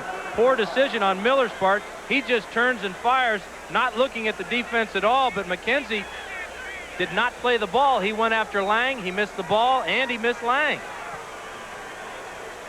But I know Chris Miller, as soon as he let that go, he wanted it back. If he only had a string, he would have yanked it back. Quarterbacks like some of those back, don't they? Well, first down. Gerald Riggs, who's seeing his first action in the second half, gets about a yard. That's all. Matt Millen and Reggie McKenzie on the stop. There's the time remaining in the third quarter. Falcons with great ball control today and terrific production from their backs. There's Ron Fellows. You think back to that touchdown pass that Jesse Hester should have had in the corner of the end zone, and what a difference that would have made in the ball game. Would have put him up 10-0. As it is now, it's 6-3. Miller has completed 7 of his last 8 passes. Second down and 10. They fake an end around, and Miller getting double team pressure and throws it away. Good decision that time for Chris Miller. He got pressure from Greg Townsend and Bill Pickell. Yeah, fine job of Miller reading the defense. He was trying to go deep to Michael Haynes after all the faking stuff, but Van McElroy, playing his center field, had help from Mike Haynes, who was guarding Michael Haynes man-to-man. We got to figure out what these guys' middle names are so we don't get them too confused. But nice job by Miller, though, recognizing he didn't have anything throwing the ball away. huge time of possession edge, and the Falcons have stretched it out as the game has gone on. The Raiders were worried about this ball club. What team would they face, the Giant Killer or the Patsy? They got the Giant Killer.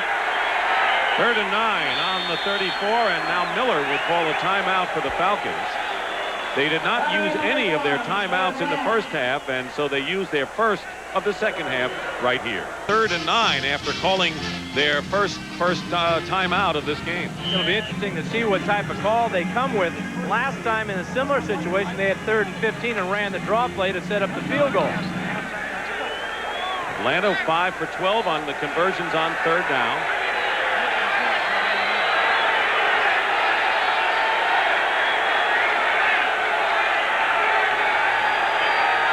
To get to the 25, Miller.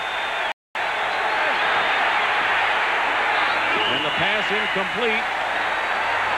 It was intended for Gene Lang.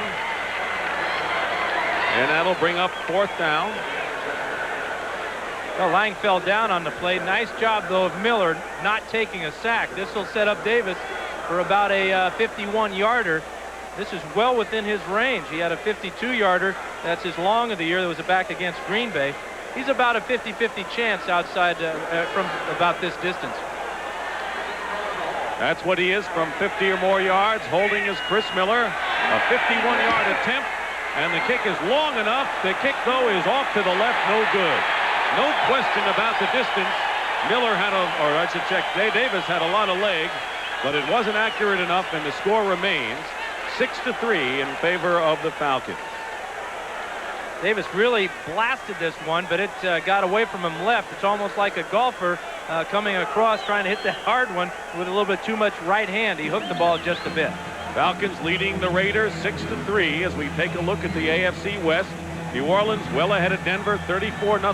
Kansas City beat Seattle. And right now, here's the story. If the Raiders can come back and win this game, they would be in first place all alone in the division.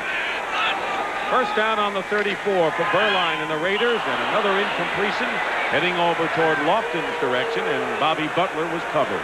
Well, they opened up the first play of this drive with the same play they ran at the start of their last drive when Lofton made the grab and got away from Butler. This time, Berline's a little bit high. He's been high a few times, but I can't believe that score down there in New Orleans, 34-0. Denver's having all kinds of trouble.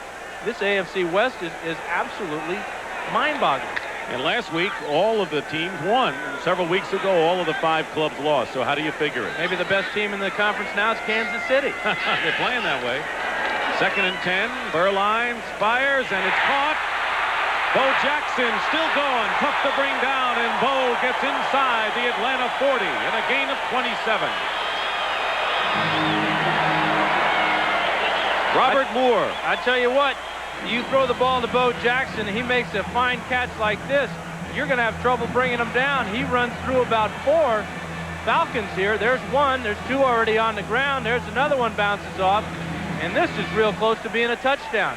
But you got the game breakers like Jackson and Brown. You got to get in the ball. That's his longest reception this year. 27 yards to Bo Jackson, who's playing with a slightly pulled groin muscle.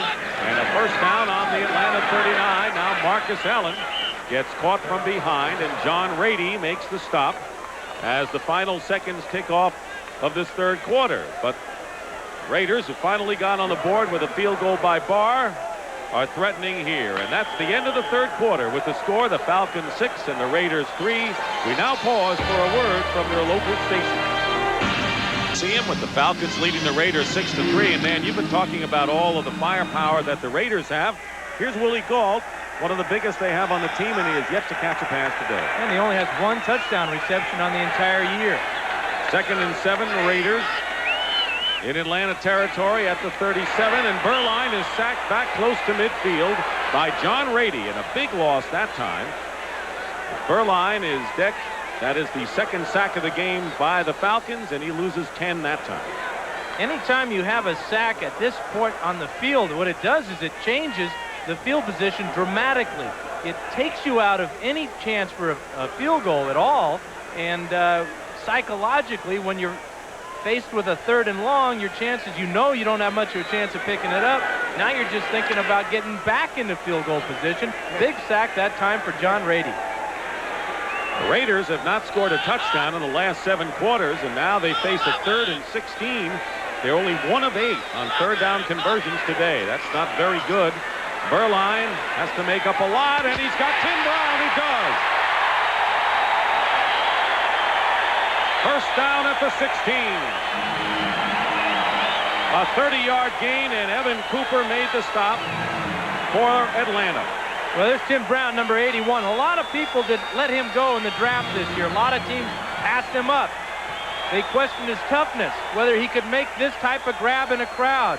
Well, Timmy Brown has been more than adequate for the Raiders, if you could say that. He's had a fantastic year, leads them in receptions, and he really leads them in big plays.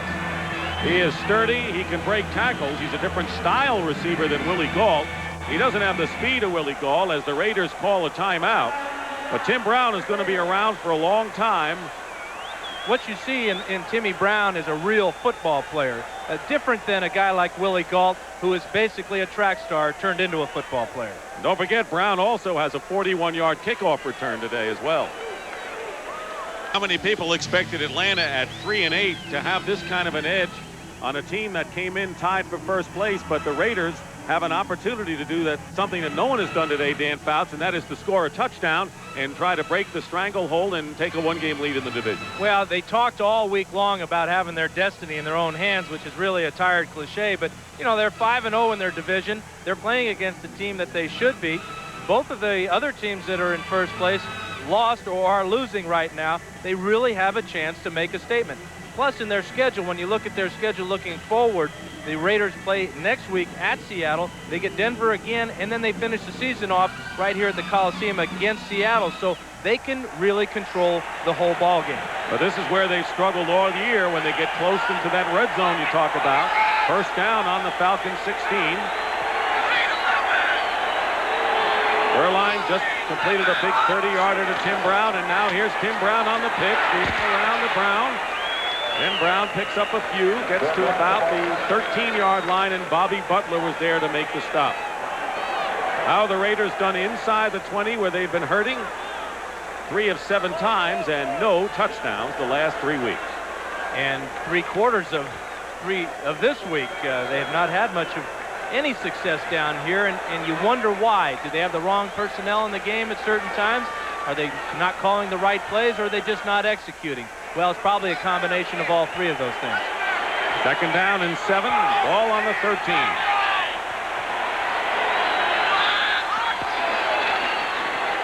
Beuerlein with a loft pass to Brown. He claimed he was interfered with by Bobby Butler, but there's no flag forthcoming, and it'll go as an incompleted pass, and bringing up 3rd down, and the pressure continues to handle on the shoulders of Beuerlein.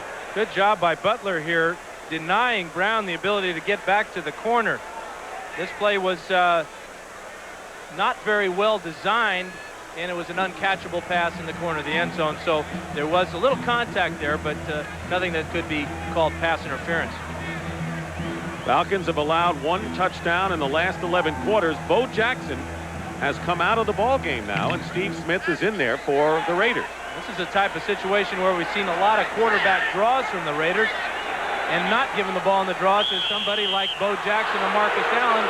And now the Boo Birds are going to give it to Beuerlein for not getting this play off and having to use their second time out of the second half. And you can see with Beuerlein shaking his head as he comes off the field that he's not pleased with all of these things. Well, we talked about the fact that they brought Bo Jackson out of the game. Well, they had to bring somebody in, so the fact that they're moving people in and out of the lineup, and then they're signaling in the play to Beuerlein, he just didn't have enough time to get the people in the game, get the play off, read the defense, and snap the ball. Is that what is known as a scheme when you do this kind of maneuvering? Exactly. What you're trying to do is get a certain personnel on the field right now for this area of the field. We're in the red area where a lot of defenses will play man-to-man and blitz you, try to knock the quarterback down, take him out of field goal position, or to force the errant pass. But this is a situation where now we see a real exciting thing happening now. Willie Galt's in the game. Now they take Steve Smith out, so we're seeing the Raiders shuffling their cards and their papers along the sidelines as far as their personnel and what type of play they want to run in this situation. It almost makes you wonder if the guy down at the end of the booth might have made a call down to that huddle we saw, Berline on the sidelines, that guy down at the other end of the booth being Al Davis. He wouldn't do that. Well, I sure wouldn't speculate on it. You did. 3rd down and 7 on the 13. Berline on a big 3rd down play. Open is Lofton. No. And truthfully, he had beaten his man, Robert Moore, but the pass just led him a bit too much. That would have called for a real fine catch for Lofton, but he couldn't make it. Well, if he only had a little bit more time, he could have put this ball in a more catchable place. Great pressure, though, by Tim Green as he comes on the blitz and knocks Berline down, not giving him the chance to really set and throw a good ball for Lofton. Now, you see, it would have taken an outstanding grab, but not this time. So now Chris Barr is in to try to tie the game. This will be a 31-yard attempt. Gossett holding. Early here in the 4th quarter, and the kick by Barr is good, and we have an even game. So 2 field goals by Greg Davis of the Falcons have been answered by a pair of field goals by Chris Barr. And with 12:49 to go in the 4th quarter, we're all even. 6. Well, back in the strike of '82, I was looking for a part-time job. I got a part-time bit on his show, The Fall Guy. I was supposed to play a bad guy with Deacon Jones and Ted Hendricks. I was miscast. Well, people have said that. Kickoff, and it's taken by Tim Gordon at the 4-yard line, and Gordon returning for the Falcons. Penalty marker is down, and so is Gordon at the 25-yard line by Eddie Anderson.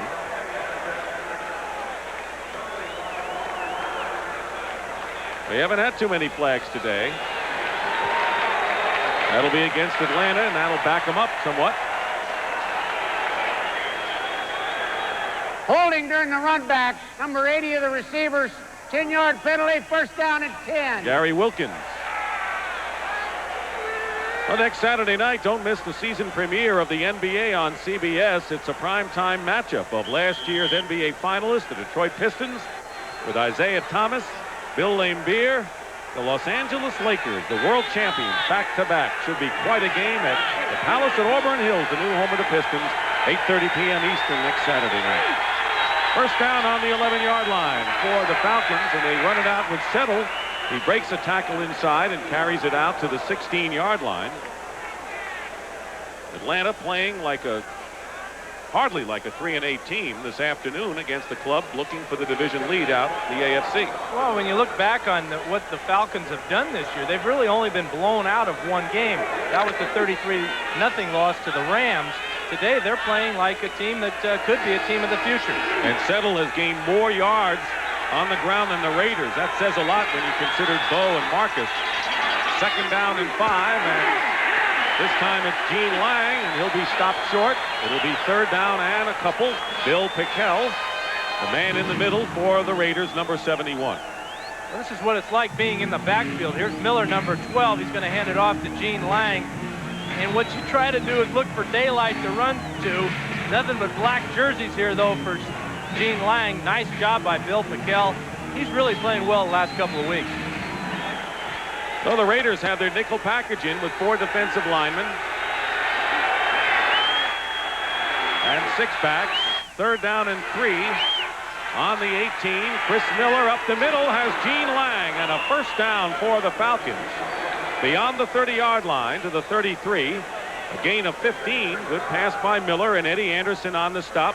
Lang has had a big role today in Atlanta's upset hopes.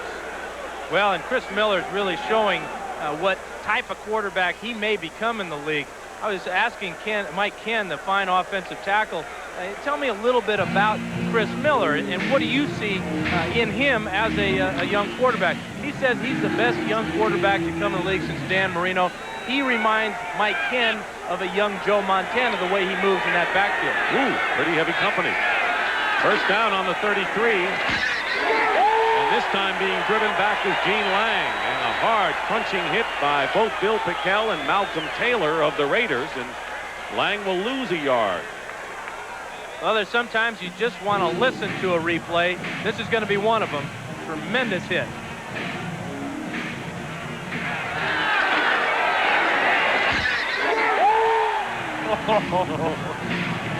Oh, no, I don't miss football at all. Not after that. 2nd and 10. Call it no gain. Winding down to 10 minutes to go in the 4th quarter. 6-6 the score. Miller. And wide open, and the pass overthrown, intended for Hester. He had beaten Mike Haynes, although he was getting help, Haynes was, but pass just not on the mark to Jesse Hester. The Falcon receivers have done a good job of escaping the Raiders' bump and run. Mike Haynes is one of the best in the league at getting his hands on a receiver at the line of scrimmage and controlling him, not letting him get off. The real asset that Haynes has, or the real ace in the hole, is that he's got a weak safety in Van McElroy that can cover for him if the receiver does get free. So it's 3rd and 10 for the Falcons on their 33-yard line. Tight formation for Atlanta. Miller, and nothing doing, and it's completed to James Milling, the rookie from Maryland, but well short of a first down, and the Raider defense holds Lionel Washington, who had been shaken up and had been penciled in as a starter, made the tackle on 3rd down. So it's 4th down, and Donnelly will come in and kick, and Tim Brown goes deep. Always a threat for the Raiders. Donnelly could use a big punt here. Tim Brown will be looking back into the sun as he fields this one. Great kick by Donnelly will send Brown back to the 15. Almost ran into his own man and is finally down at the 24. A 50-yard kick by Donnelly. We're at the Coliseum in Los Angeles, where the Raiders, battling for first place in the AFC West, came in a three-way tie, and they're tied right now with the Falcons, 6-6 with 9:10 remaining in the 4th quarter. The defensive line of the Raiders been just field goals today, 2 by Greg Davis and 2 by Chris Barr. Allen and Jackson are the backs. First down. Raiders on their 24.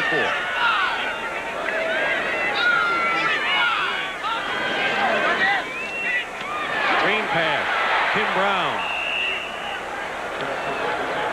Play by Bobby Butler. Every time you have a screen pass to the likes of a Tim Brown or even a Willie Gault, you have a danger of breaking a long one, but the Falcons were there. Did you notice who was out in front blocking for Tim Brown? Marcus Allen came out from his slot position, tried to pick the corner off Brown, did so, but the pursuit that was following Marcus Allen around caught up with Tim Brown. Willie Gault is in the game, and he is lining up in the top of your screen as one of the wide receivers on 2nd and 7 for the Raiders. And pitch to Bo Jackson. Marcus Allen blocking. But the Falcons are equal to the task, and Jackson gets about a yard, and that's all. They have really, they being the Falcons, have really done a wonderful job today of stringing out any wide play that Jackson starts on. They were really scouted him well. They found out that he likes to, give a little juke inside and then turn on his speed to the outside. Great job of cutting down on his choices along that line of scrimmage.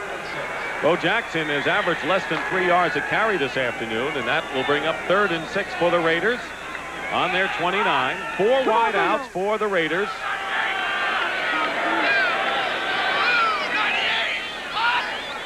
Tim Brown in motion. Beuerlein completes it, and that'll be a first down to the 35. Lofton, he was covered well by Gordon, but had the sticks, and the Raiders keep possession. And notice where Beuerlein throws this ball. As a quarterback, if you're having incompletions and it's just going off their hands, you've got to make some adjustment. This ball he throws right at about the number level so that Lofton can make the grab. Tight coverage by Tim Gordon there. Lofton had just enough to get the first down. James Lofton. There's Todd Christensen, who's been an injured tight end, as the Raiders, after Christensen got hurt, have not featured their tight end on the passing as much. First down. And a good 5-yard pickup. Bo Jackson gets it close to the 40-yard line. Clock running under 7 minutes to go, and what could loom large, and we say could, as the game moves on, is the fact that the Raiders have only 1 timeout left. Exactly, and it would be a bigger problem if we were down inside 2 minutes at this point, because those timeouts are so very valuable when you're trying to move the down, especially to get down into field goal position. Second down 5 for the Raiders on the 40.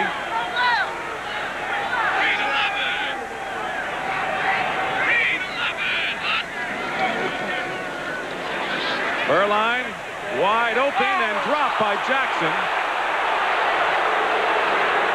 He doesn't believe it, and neither does the crowd, as Bo Jackson was waiting for the ball, and it bounced and glanced off him for an incompleted pass. Well, we talked about mismatches and schemes. This is a mismatch in the Raiders' favor, obviously.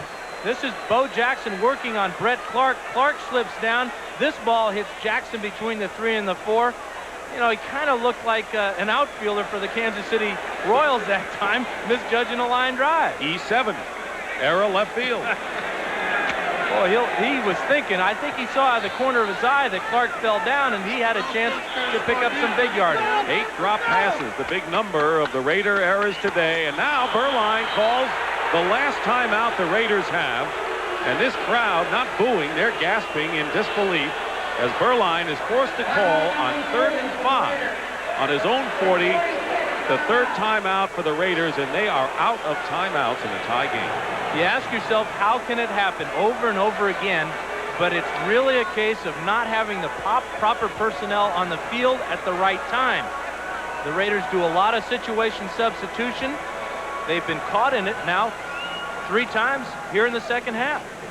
It's unbelievable that a club is out of timeouts in a tie game with as much as 6 minutes remaining in a game in which you may need a timeout just to call one to set up a field goal to win the game or tie one at the end. Well, and then you look at the overall picture. Here they are. They've got a golden opportunity to take the lead in the AFC West, but they're just floundering around against a team that they really should be overmatched. Well, the good news is that the Raiders are not behind. They're tied at 6. Bad news is that they haven't given any indication offensively that they're ready to burst forward and take a lead in this game. A couple of big plays. Lofton made a nice grab on a short pass and turned it into some long yardage. The Raider defense has played very well, but I really got to give a tip of the hat to the way the Falcons' entire football team has hung in there today. Yeah, their defense has been brilliant, and their rushing has been terrific. 3rd down and 5. Raiders on their own 40.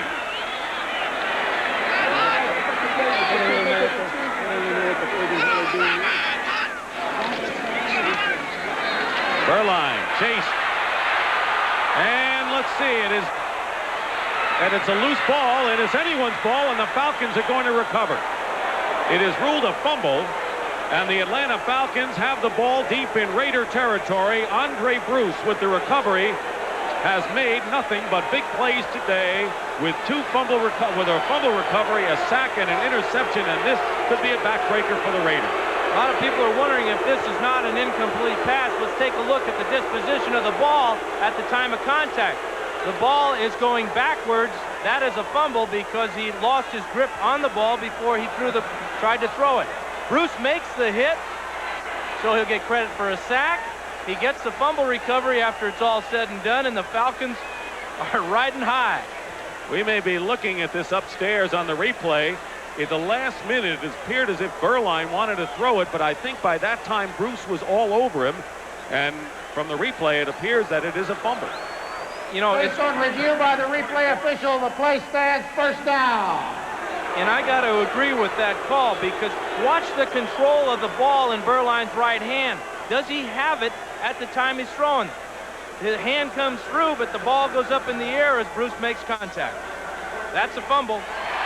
Andre Bruce with a sack, a fumble recovery, 2 quarterback sacks, and an interception, showing why he was the #1 player picked in last year's draft. And now the Falcons with a tremendous chance. 1st down on the Raider 12. Gene Lang busts off tackle and gets inside the 10-yard line. Bill Pickel and Reggie McKenzie on the stop. Falcons are going to try and do 2 things here now. Number 1, they would love to score a touchdown. But the more important thing, as you see there, is the clock. They want to run as much time off that clock. If they don't make the touchdown, get the field goal to give them the lead. The Raiders have shown no ability today to score a touchdown. They feel, the Falcons that is, if they get a field goal, that'll be enough to win it. But they got to take some time off the clock. 2nd down and 7, the ball at the 9. Miller completes it to Wilkins, the tight end. He gets inside the 5, close to the first down yardage. Carter and Fellows on the stop, and you got to wonder what Al Davis must be thinking. There's Al Davis right in the middle of that triumvirate in the Raider booth, taking a deep breath. See, to Al's left, our right, that's Jim Otto, the Hall of Fame center for the Raiders. You got to wonder what he's thinking. This isn't what the Raiders of his era used to do. They used to play hard-nosed football. The starting 11 would line it up, tee it up at the beginning of the game, play the entire game, wear people down, and win, baby, win. 3rd down and 1. Raiders haven't given up a touchdown in a while, but they haven't scored either. Here's Settle, and he'll get the first down and is stopped just short of the goal line. John Settle picks up a big first down for the Falcons. It'll be 1st and goal, and the time shows 4:45 remaining in the 4th quarter. Well, they're going to work on the right side here. This is Settle following the blocks of Houston Hoover and Gene Lang. Boy, Lang really laid into one of the linebackers there. Tremendous effort by Settle trying to get all the way into that end zone. 62 is eligible. 62. They've just announced that Brett Miller, a backup tackle, is an eligible receiver, number 62, in 3 tight end alignment with Wisenhunt and Wilkins for the Atlanta Falcons. 1st and goal at the 1. And it's Settle over the top touchdown, and our first touchdown of the game comes with nearly 4 minutes remaining in the 4th quarter, and the Falcons take a lead of 12-6. Settle's going to go in for his 6th touchdown of the year. Just a straight handoff from Chris Miller, left side. Watch him get airborne here. Matt Millen's a little bit late getting to the hole there, and settles in for the 6 points. And a big 6 points it is. Davis ready to try the conversion. He has missed just 1 this year. And the kick is good. No, the kick is missed. The kick is no good, and it's still 12-6. So the Raiders hang in there. 2 field goals trailing here, and how do you miss one of these? Well, let's find out. Anybody get a hand on it, or did he just pull it left? He just pulled it left. Unbelievable. Here's the reaction of Greg Davis, who has kicked 2 field goals from beyond 40 yards today. He misses a conversion, and the Falcons lead 12-6. Where the hometown Raiders trail the Falcons 12-6. Greg Davis missed just his 2nd conversion of the year, and so the Falcons have to be satisfied with a 6-point lead. Davis kicking off has Tim Brown and Stephon Adams back, and it's going to be Tim Brown at the 9. Brown to the 25, 30-yard line, and finally brought down from behind at the 43 by James Primus. Another big return by Tim Brown this afternoon, 34 yards. Well, tonight on CBS, who's the man being brought into a 60 Minutes interview in chains? Well, he's Jonathan Pollard, the man who gave American military secrets to Israel, and he's on 60 Minutes. That's followed by Murder, She Wrote, and then it's the CBS Sunday movie, The Diamond Trap, starring Howard Hessman and Brooke Shields. That's all tonight on CBS. Well, 3:56 on the clock. Raiders trail 12-6. They have no timeouts remaining. Touchdown and a conversion would give them the win. Berline on 1st down, and a great catch by Marcus Allen. And they've got to go to their hurry-up offense right now, get up on the line of scrimmage and run the next play. There's only 2 ways that Berline can stop the clock. That's with an incomplete pass or with somebody running out of bounds. But they're going to go back to the huddle, and they're really wasting precious time here. They got to get in the end zone for a touchdown. Picked up nearly 6 yards on that play. Berline has thrown for under 40% completion and nearly 50 during the regular season, so he has struggled today. 2nd and 5 on the 47. Berline with a lot of time, and Fernandez drops the ball, and it was deflected first by Andre Bruce. Bruce will get credit for another important play on defense for the Falcons. Well, you really feel that Andre Bruce is coming of age today. This is as great a play as he's made all day. Fernandez makes this catch. No telling where he'll end up, but watch Bruce stretch out and just deflect it away. This is exactly what Marion Campbell and the Falcons had envisioned in Andre Bruce when they picked him #1. Giants and Eagles tied at 17. Meanwhile, 3rd and 5 with Marcus Allen, the lone back for the Raiders on their 47. Inside handoff. Allen will lose yardage back to the 45-yard line. And alert to the play. Guess who made the play again? Andre Bruce. He's all over the place. Dropping back in coverage and now playing the run tough. He's number 93 right in the middle of the screen. Here's the draw play. Bruce is coming on the blitz here, and he fights off that block by Wilkerson and just gives Marcus Allen no place to run. Kind of a questionable call, too, running the ball with no timeouts in a crucial situation. 4th down and 7. 4th down for the Raiders. Beuerlein under siege and throws it incomplete. And that will turn it over to the Atlanta Falcons. Fernandez was the intended receiver, and great pressure put on by Atlanta. Well, Rick Bryan got in there. This is the second time he's made a big play with the pass pressure on Beuerlein. Beuerlein looks like a very frustrated young man, as he should be. Things have not gone well for him today. Bryan just makes a wonderful spin move and gives Beuerlein no choice but to hurry his throw.